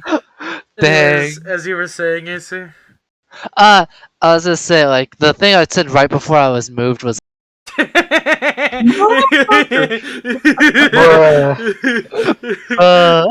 that was the last one, honest. I just thought that was funny. Yeah. You little shit. Fuck, is my nose bleeding? Oh no. Oh no. Orange being anime protagonist looking at the pantaloons. No. I'm looking at Amelia combo on Twitter right now. It's pantless Amelia, that's why he has the nosebleed. No! Coincidence? I think not. Oh my god. But yeah, As I was saying right before I got booted, I did that to save Joshy from Chainsaw Man spoilers. So yeah, you are welcome. Now anyway, so yeah, I'd say we're on off topic because I feel like Cons AFK and everybody who's here that's still here has already given as much thoughts as they can possibly dish out.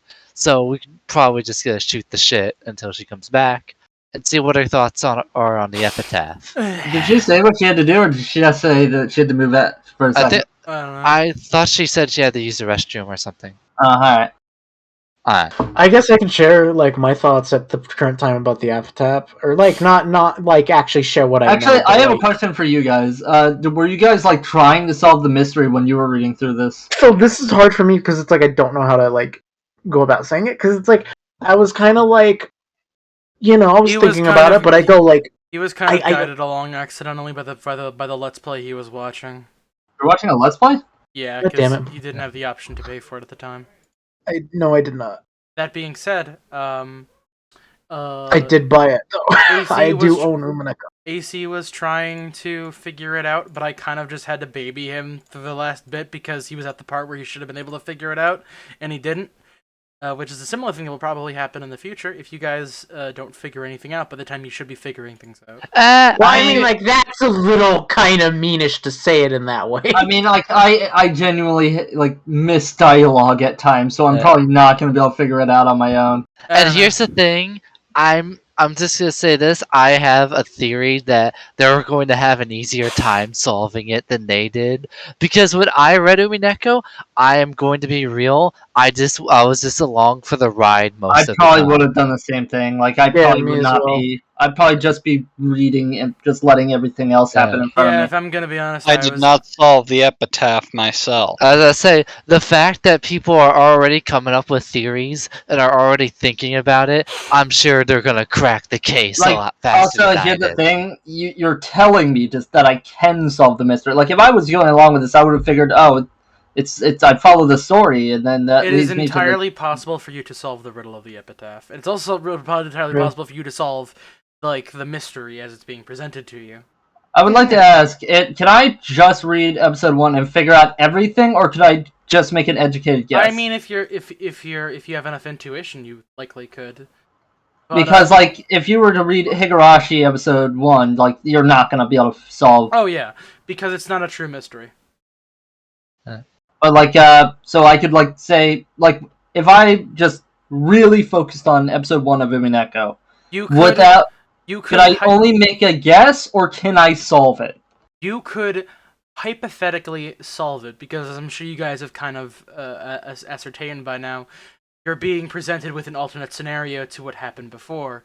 So technically speaking, you could figure out the mystery from just that episode alone. But of course there's like the wider mystery that's kind of going to be presenting itself throughout the course of the story. Naturally, because it's called the Questions Arc, if you really wanted to be able to solve the entirety of Umineko without any backup or help, you could just stop at the Questions Arc and think about things from there, but it's kind of intended that you go through the whole thing. Yeah. Basically what I'm saying is, yes, you can solve things just as they're coming along, but you have to be incredibly galaxy. Yeah, as I say, like my episode 1, like I got like the person who could like that's like some holy fuck. Episode 1. Like with Higurashi, you kind of are just around for the ride for a lot of it. Higurashi's more definitely about like the writer taking definitely. Umineko, the grander it's weird because it's like you could solve the mystery, but I guess what would you call it? The grander mystery you would need to go through for the whole story. To put it in a different way, technically speaking, each episode will provide its own mystery to the reader, and you can solve those individually. But to get the full thing, you have to read the entire story. Yeah.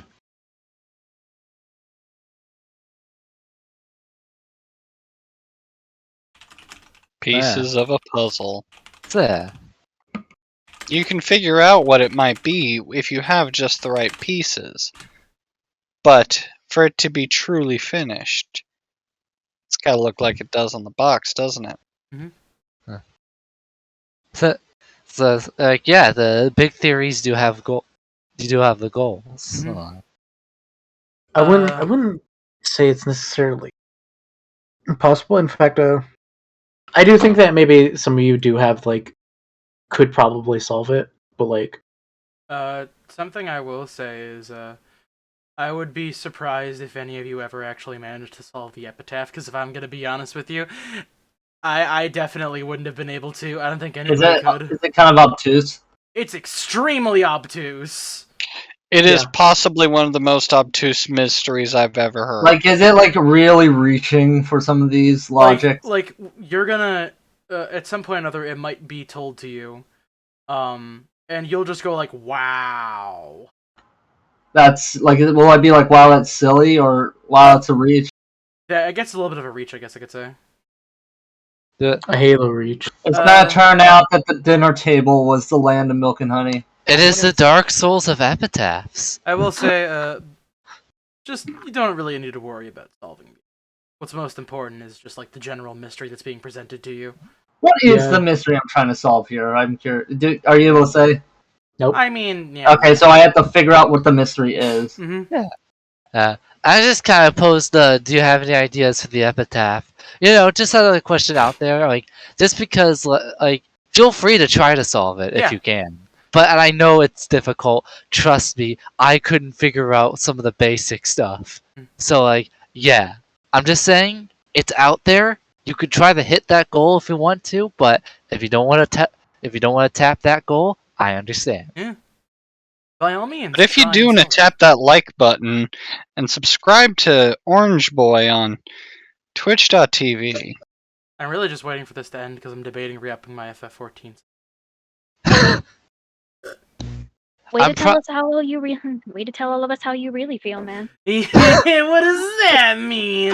And that's when she comes. We're talking about stuff, the mystery and all that. Do you want to ask her the thing you asked everyone else? I think she was there when I already asked, but I can ask again. Were you What watching are your the thoughts Twitch on stream the while you were epitaph? gone? What? I'm just curious. Were you watching the Twitch stream while you were gone, so you would know what we were saying, in regards to the epitaph? Of course it was. Not a plebe. Alright, cool. Yeah. I'm actively trying to solve everything else at the same time. I'm just using the epitaph as a Rubik's Cube in my head. Well, it's something to think on. It's I would say, think of it like an extra credit thing. Bonus points to whoever can solve it first. No. I'll give you all a hypothetical cookie. A hypothetical one? Yes. I can't Schrodinger's cookie. I can't physically hand you a cookie, but I'll present you with a hypothetical one. Schrodinger's cookie. It may or may not exist. Just gotta open up the box. It may also have raisins on it. You don't know. Alright, Con. Go, epitaph. What do you think? Me? No, Con. As to how it plays out now, even Beatrice is fully aware of it. I'm still under the impression that she helped to go ahead and craft the epitaph thanks to Kinzo. Or at least, she orated it and he took it down. Okay. Of course, as of right now, I'm less focused on the epitaph and more on the events surrounding everyone else in this Mansion Manor Noir mystery. Yes? Mostly the lines, "You've always got to keep your promises with witches."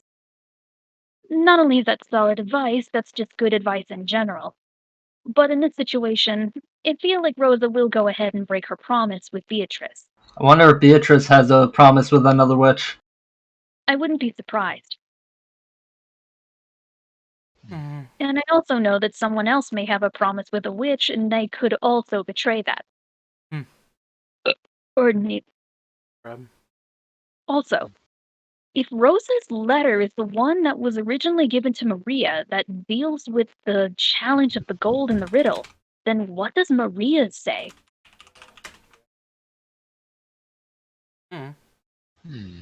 Well, she gained That's a good question.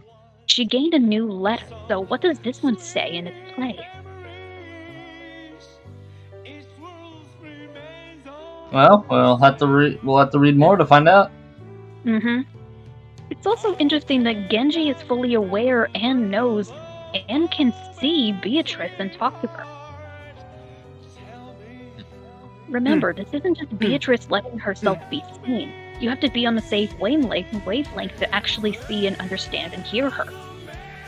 That means Genji has more magical prowess than he's letting on, but this also means that Genji has met her before.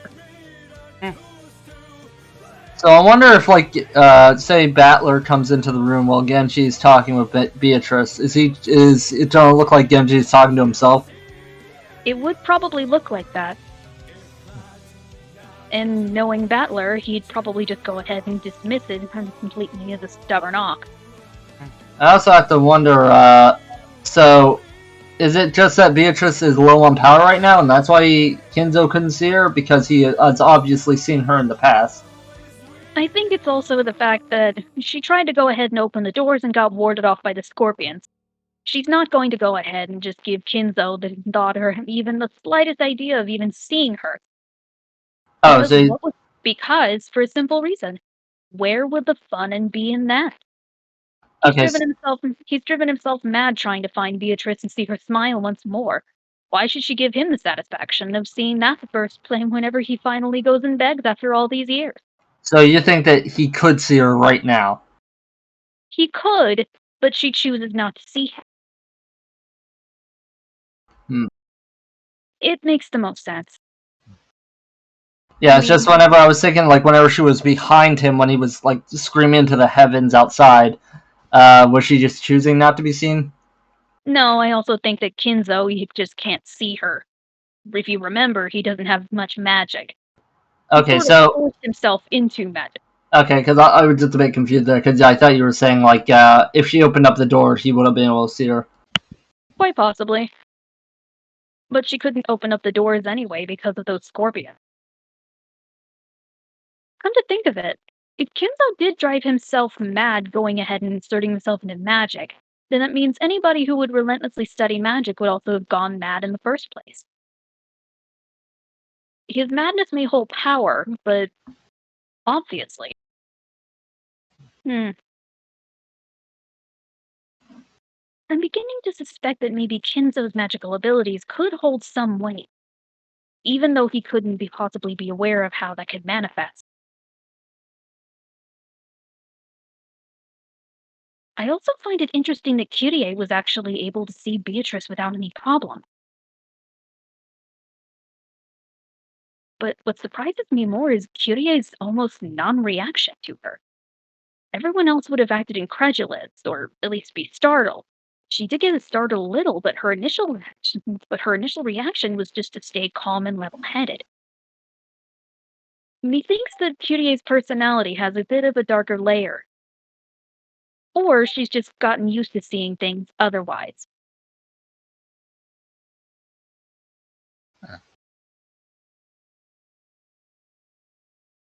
I'm very curious how the Rudolph thinking he's gonna die is gonna tie into this. I feel like it will. It probably will. I have been waiting for that. I feel like he's gonna receive a letter. Yeah. Also, minor note of comedy. Natsuki offering headache medicine to Kyrie. Very funny. It's just one of those funny moments. Something you also said, Bone. Even if Beatrice is a game piece, is she a king or of lower rank? Yeah, I'm helping. Yes. That is actually something that's very interesting. Beatrice has officially inserted herself onto the game board. And I feel like she's done too soon. Too soon?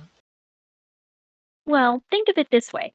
Normally, if you go ahead and play a high-stakes game of chance or any sort of strategy game with everyone else, you don't want to fully insert yourself in the game or else you'll get frustrated and want to quit. If you're highly skilled and so is your opponent, you want to take as much time as possible to get all of their moves in before you go ahead and start inserting yourself. Don't you think? I don't know what game of chance is. Do you mean just like chance as in any chance, or is this an actual board game? Any sort of chance or luck. And not just any board Any game that is based in random- luck. Okay, because I thought there was an actual game called Chance for a second. What? I misunderstood. Anyway. I also have a sneaking suspicion that Battler, as in when he's asleep, is going to that same tea room area and having these discussions with Beatrice. That could explain why he feels so sleepy and why he was disgruntled. He could be having these discussions and experience the memories of the past loop. The only reason he's seeing all of this now is because Beatrice has him snagged, or at least his mental state, snagged in a form of purgatory. Yeah, that makes sense. Meaning every time he goes to sleep, he's not actually getting rest. He's being accosted by Beatrice and planning his next move to go along with her. And against her at the same time. So you think Beatrice? Oh, I accidentally turned on the Twitch stream, and I'm hearing myself. Okay, that was disorienting. Anyway, so you think that that Battler acts out his plan after he wakes up without realizing it? Or it could just be one of those situations where it's just separated from everything else and it's just meta-contextual nonsense. But I feel like the first version I spotted may be more correct. At least it's implied to be that way. Oh, I mean, Battler did say that he feels like he's not ready to be on the board yet. Yep. While Beatrice is immediately doing it. More and more, this is reminding me of Bad End Night. You all remember when I referenced and talked about that, right? Yeah, song. Well, it's also a series. Yeah, I don't remember the story. Bad End Night is just the first song in the series. If I may, because this does go ahead and relate to this. I'm curious to see. Go ahead. Let's see the connection. Alright. I told you all before about the first Bad End Night song in the series.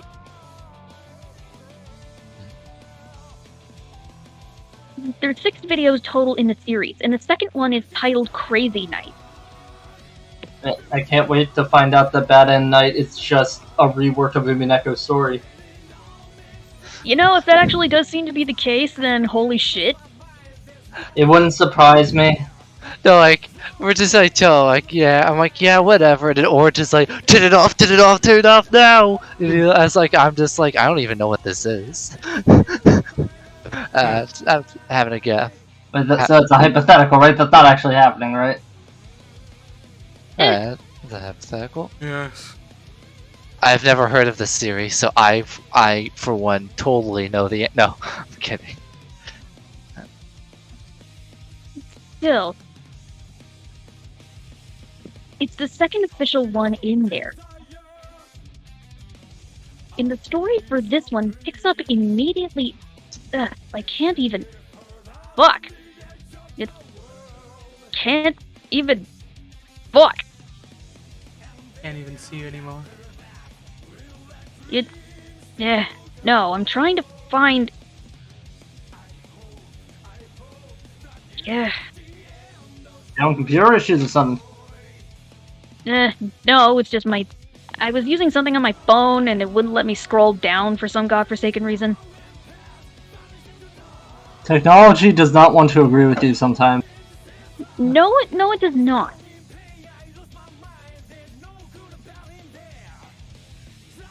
Anyways, Crazy Night is pretty much taking up after the other one. The loop begins again, and this time it's the inhabitants of the house that are welcoming the girl and singing the perspective.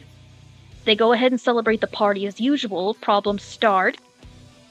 But this time they begin to suspect that the village girl, who last song did go ahead and realize that she had to kill somebody to stop a loop, is the one behind everything.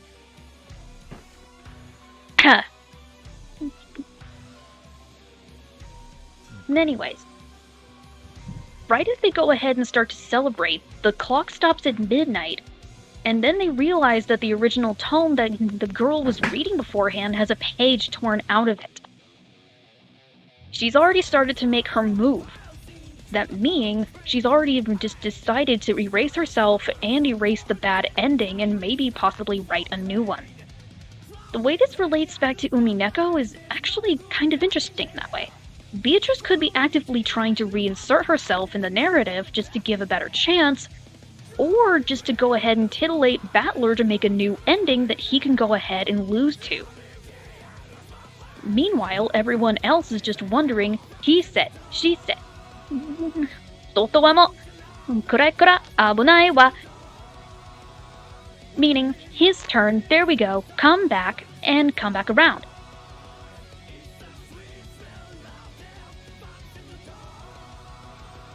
Okay. She's already the village girl, in this case, would be Beatrice. She's aware of the curtain call. You could also say Battler is the girl in this chance. Ugh, itchy head. They're both aware there's a curtain, there's a stage, the lights have already been lit, and the script is already before them. The only thing that has to be done is maybe one of them decides to tear a page out, give it a different edit, make a new ending. Let the board continue to play on. Or at least let the game continue. But now both of them are on the board. They're not the ones controlling the pieces. They can manipulate them as they see fit, but they won't be the ones grabbing them and moving them. They move of their own accord. Following what I'm saying so far? Yeah. Anyone? Yeah. I wish I could. I'm following what I can. Good thing this is also being recorded. The more and more I see the similarities between this and the Bad and Night series, it makes me wonder if it actually will come to the same conclusion. I doubt that. But at least it's actually funny. What's also interesting is that even the other people on that stage in Crazy Night also begin to wonder what was on the page that the girl tore out. Meaning, is there a separate ending that Beatrice wants to change, along with Battler, for this entire scenario? What if it's not just about her ego or just one-upping Battler, as much as it could also be reaching a good ending where the Golden Land can be revealed? I want to know, like, where Beatrice got this Golden Land thing. Did she create the Golden Land? Did she find the Golden Land? Did she get to the Golden Land after becoming a witch? I think we can go ahead and just say... Actually, I never really considered any of those. What the fuck is this Golden Land place? I've kind of just been going ahead and calling it heaven in my head.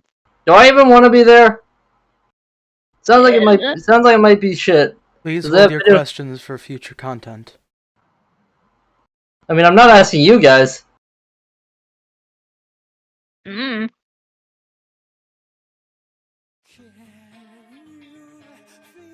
The place have video games? If not, it sounds like shit. Wow. Anyway. Oh, sorry about that. I can't believe the one computer in the Golden Land runs on Vista. Dude, don't joke about that. That's horrible.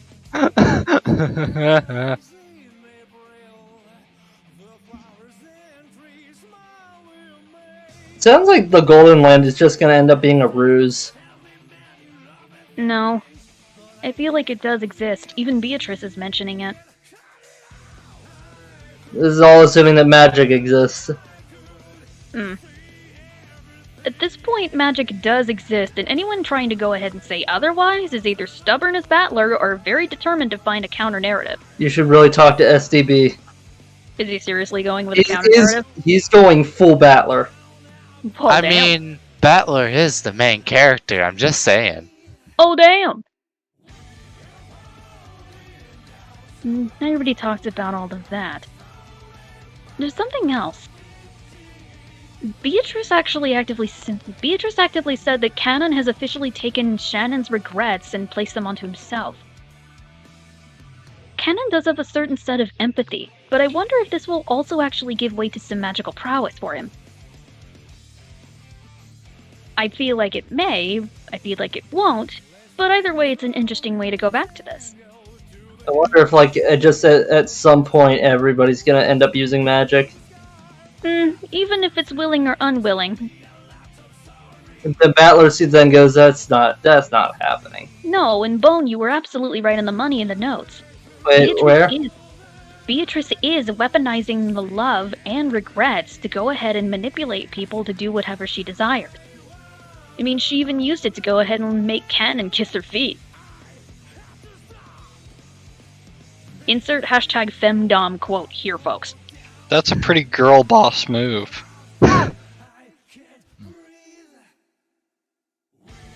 Still, she's already toying. She's toying with Battler, and now she's toying with Cannon. Not because he refuses to accept that she's real, but because he refused to bow down to her in the first place. And now that she's made him bow, ew. Yeah, she'd probably have a severe ego trip after that. Wanna one-up Battler even more. My question is, what the fuck is going on in the meta? Oh, Robert, you're back. Oh, you're back. I have consumed the nachos. As I said before, I think the only thing that's going on in the meta-contextual narrative is just Beatrice and Battler continuously fighting to one-up each other. In this case, Battler to prove that everything that is magic can be explained away and isn't magic at all, versus Beatrice officially existing and trying to make Battler bow to her whim and admit that magic is real. Well, basically, this is just one big pissing contest. Yes, exactly. Oh, the challenge pissing! So I'm curious. In this quote-unquote challenge of piss, whose side are each of you on? Wait, what do you mean by side? What do you mean by side? I'm on Beatrice's side here. Like, who do you want to win? Girl piss is strong, man. What? Are we talking about We're talking about distance here, right? Wait, what do you mean by side, AC? As I say, like, it says, like, the pissing contest or whatever. It was like, oh, that shows that there's two people. Not two people, but... You're asking who do I want to win? Of course it's Battler. Yeah. I want to figure out how this has nothing, how there's no magic. Only thing So, I'm gonna Khan say is Team when you're doing a Beto? piss contest, you don't just judge by distance. You also go by acidity, and you also fucking go by the power. I don't know what these analogies and equivalents you're using are. Alright. Bro, what the fuck are you talking about? Moving on. Talking about challenge pissing. I don't need to hear Moving that on. challenge piss. You're just being. For the speak it in a way that does not involve the golden shout. Golden Moving landlord, on. golden shower, Sandbag. I've been holding on to that one for a hot minute. Jokes. There's so many jokes we can make. I'm sure that many of my peers in the inner circle are probably sighing, cringing, and seething at my golden shower pun. I'm wondering how we can take this joke further. Sandbag. Moving on. So speaking in a way, so Khan, you're Team Beto, Mm-hmm. and Bone is Team Battler. Like, who do you want to win? Is that what you mean by team? Yeah. God, do you want this murderer to In win? this game of thought, who do you believe is correct? Yeah. Correct at what? Well, they have opposing sides, though. Okay, so you mean like if magic exists and magic doesn't exist? Yes. Okay, in that case, yes, Battler. I think magic doesn't exist, or that it does, but that there's going to be a logical explanation for everything. Yeah, but if the proof In that case, I guess I'm Team Burncastle. I don't know. Yeah, but if the proof for magic is inevitably shown in front of you, and there's nothing that could go ahead and constitute human machinations for it, then what would you call it? Didn't Burncastle say that her power is specifically that there's always going to be a chance for Battler to win? Yep. Yeah, so that means that there's going to be an explanation for about how it's not magic. You're catching Even on? if it's not true. Like I mentioned this before. Now you're catching on to the unspoken elephant in the room. I've been saying this. I know. But even I'm aware of it now, and I feel like we should have actually focused on that bit more. Burncastle is still there. While Beatrice is busy trying to prattle with Battler, what is Burncastle doing? I'm watching.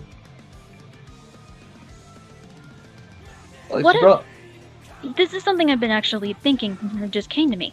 What if she gets tired of watching? Well, The way I see it, and the way I've actually gone about it, whenever you see two of your friends, playing a game and they're really getting into it, you always want to try and dive in as well. So what happens if you have a third controller for a video game that's for 4 people? She's probably gonna anamorph into a cat and show up. What? She's got a cat tail. No, Please let me finish my metaphor. I want to sound smart. Go ahead. Okay.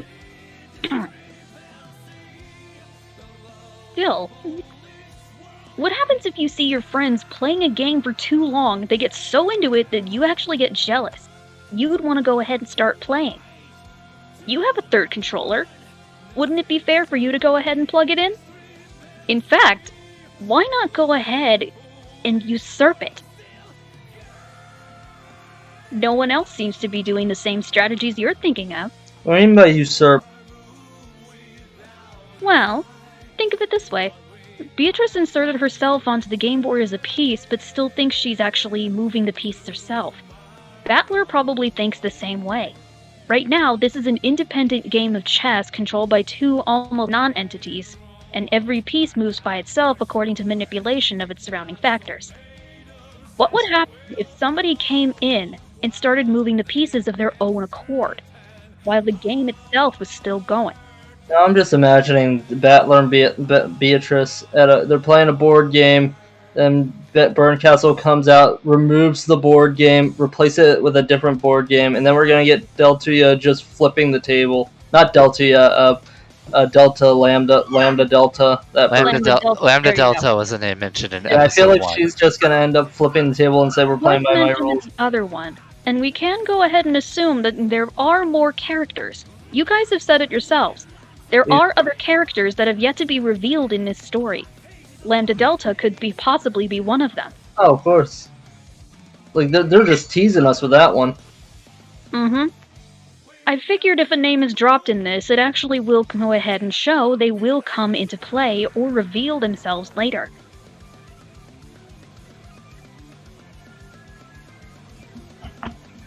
Huh. Give me a sec, I need to take a drink of something. I'm getting dry throat.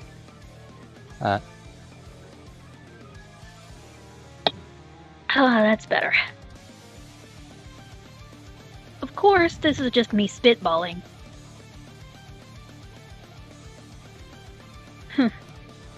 It does hold a bit of weight, because Burncastle does say she really doesn't like boredom. Neither does Beatrice. Said that shit will kill her, literally. Yeah. Boredom is the poison of witches. Mm-hmm. Ugh, itchy nose. Of course, this is just another long-range guess and approximation. I don't have any major theory or proof to it. If it did sort of happen, then that would be pretty cool, and be very interesting. He would literally be spinning an already spinning chessboard.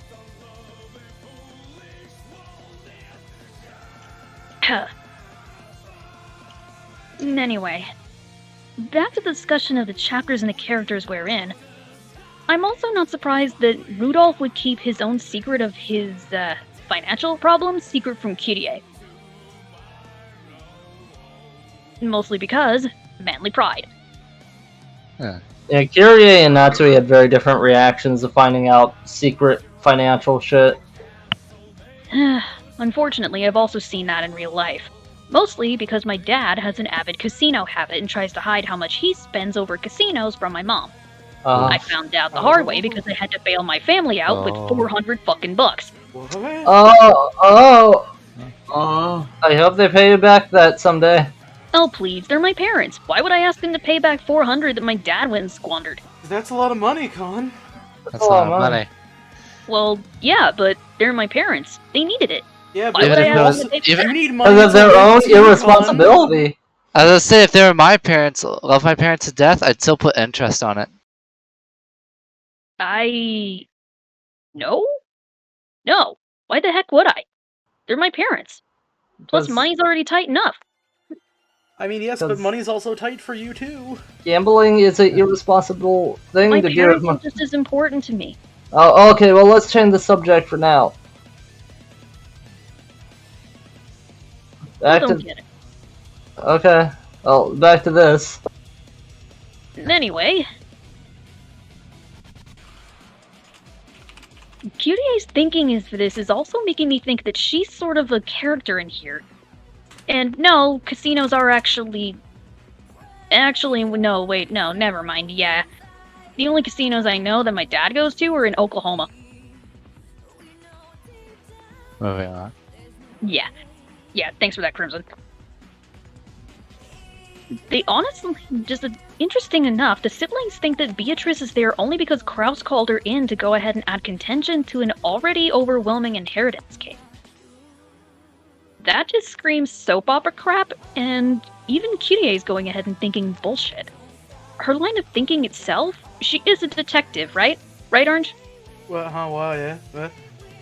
Is she a detective or a police officer? Curie is neither a detective nor a police officer. She is technically Rudolph's assistant in business. Ah, okay, thank you. I honestly thought she was a detective or a cop for some reason. Doesn't look like Kyoko. She likes puzzles. I also honestly thought that one of her old sprites that you showed us had her with a gun on her hip, and I thought instant cop or detective or something. Curie doesn't have a gun. Ah, poo. She needs to hold a gun, though. It's pretty cool. He'd be dope. Well, I mean, they're passing around. Didn't somebody else pick up a gun recent? No, wait. Is only Natsuki Just Natsuki gets the gun. Yeah, that was during just one Natsuki. section. That was dope as shit. I feel like more people are gonna get the gun. Maybe. Power of gun unlock for Curie. I will neither confirm nor deny the existence of more guns. I mean, there was a lot of guns that Kinzo had.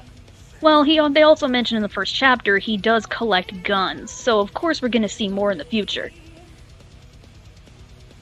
Man, talk about Chekhov's gun. Kinzo's gun. Kinzo's gun. Oh, brother. I really wanted to make that Kinzo's gun reference, though. Damn it. Dad. You win this one, dude.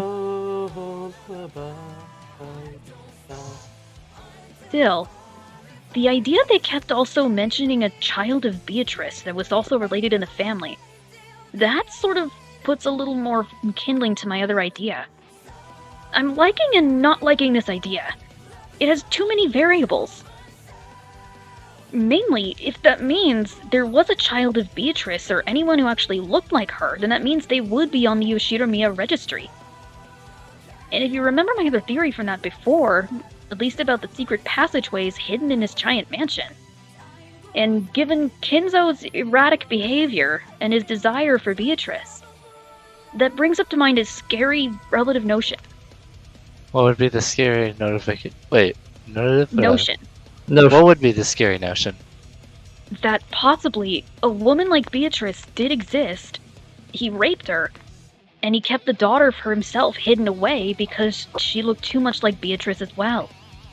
But you think he raped her? It's a commonality in a lot of romanticism and in a lot of romantic novels for these sorts of eccentricities and incest to abound. It could be possible, but this is just me spitballing, that there was indeed a real Beatrice, someone that looked so much like her that even Kinzo would have driven himself to force himself onto her and kept the daughter for himself. Interesting. Well, it's scary in the fact that it probably would have happened when Kinzo first got to the island. And it would have been so long ago that not even Kumasawa would know anything about it. Which means that somewhere on that island would have been the decaying bones or the skeleton of some other woman.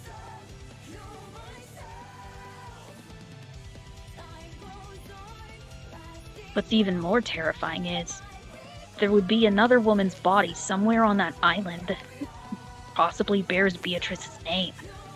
Do you have anything backing up this theory? Right now, it's all conjecture. Okay, so you're just kind of thinking out loud. I got you. It's all conjecture at this point. Mostly because the siblings were discussing about the possibility of an illegitimate child, or at least another child of Beatrice on the side for this. Or that she was somehow related to the Ashiramiya family. That happened to be the first place where my mind went. Oh, she does have the crest on her leg.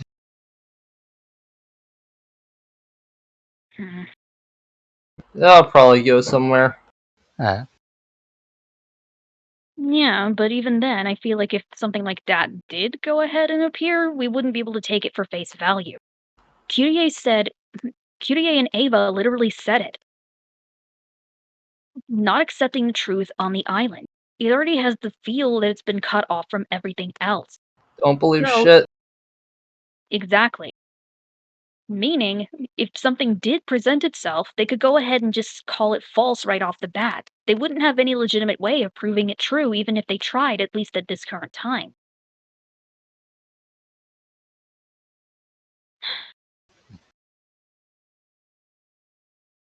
Meaning, if somebody actually did tell the truth, they could still call it a lie. Lies could be called truth, and vice versa. It makes it all the more interesting, honestly. Okay. Itchy nose. Something that got even more interesting, and something that I was sort of right about. Maria can and has seen Beatrice for the past few years. Meaning her wavelength has to be the strongest of the family. And Even more.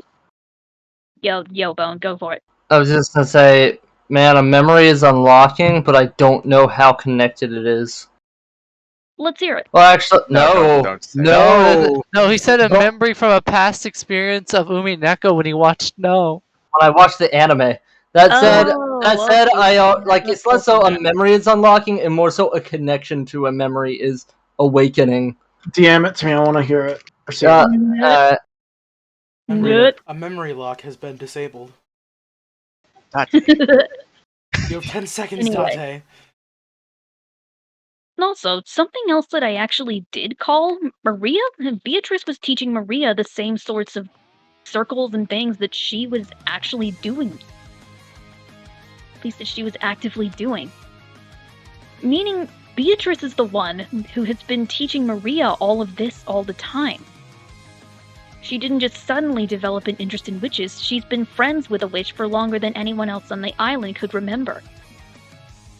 Meaning she's probably got the deepest connection to Beatrice at this current time.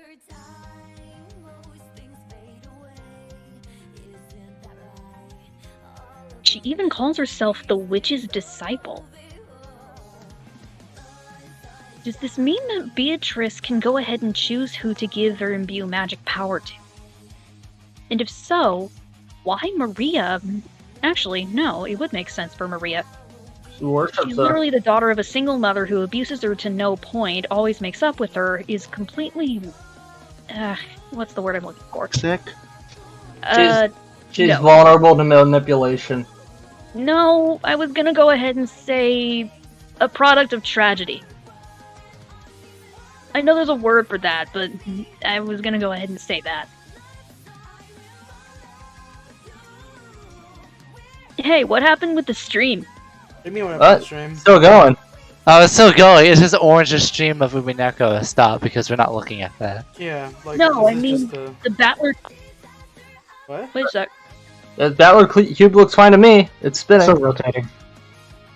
Not rotating for me. I am still. I think Oh, the stream might try be refresh. frozen. Try refreshing. 'Cause It's rotating for me. You should probably it'd be cool if you made an end card, like de-manifesting the cube and it's Battler crying. Okay, now I'll I've make got that something there. else eventually. Sorry, I'm just playing Boomerang X on my Switch right now. It is getting late. Anyway. Only other thing I have to say is I find it interesting that Rosa's going to go ahead and accompany Maria the entire time this time. Last time she was too focused on other things, and we decided, at least she decided, that her daughter wasn't a priority. Now she's taking full interest in Maria and trying to go ahead and make sure that Beatrice doesn't get in contact with her. How did Rosa die last time? Rosa did die. She was part of the first 6. They should have Shad. Yep. Mostly because Shannon holds the key, meaning she chooses to stick, or at least Beatrice does, on who goes and acts as sacrifices. Do you think Rosa will die this time? Unfortunately, yes. Unfortunate? Unfortunately. Why? How is that? It's unfortunate if something bad happens to Rosa? I don't know. She seems like a bad person right now. Unfortunately, in the sense that Maria could be accidentally dragged into the sacrificial points as well. Alright then. I don't know. She's not that sympathetic, Rosa. However, there is a spin-off line from earlier in this chapter that makes me think otherwise. Rosa ended up saying or thinking a line that said something along the lines of, "Women can change under the most extreme of circumstances even in one day. What's more extreme than going through some sort of ritual like this in the matter of 2 days?" So there is a good possibility that Rosa will actually stay alive for this. So it's about 1:30 and we've been going on for about... There is actually one more thing I want to think about. Okay. I wonder, is it We're almost at like 4 hours, so please keep it quick.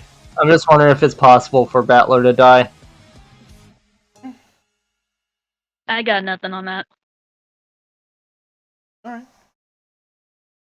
Still, that's all I have right now. Remember, Battler died at the end of episode 1. Yeah, but he was the last one.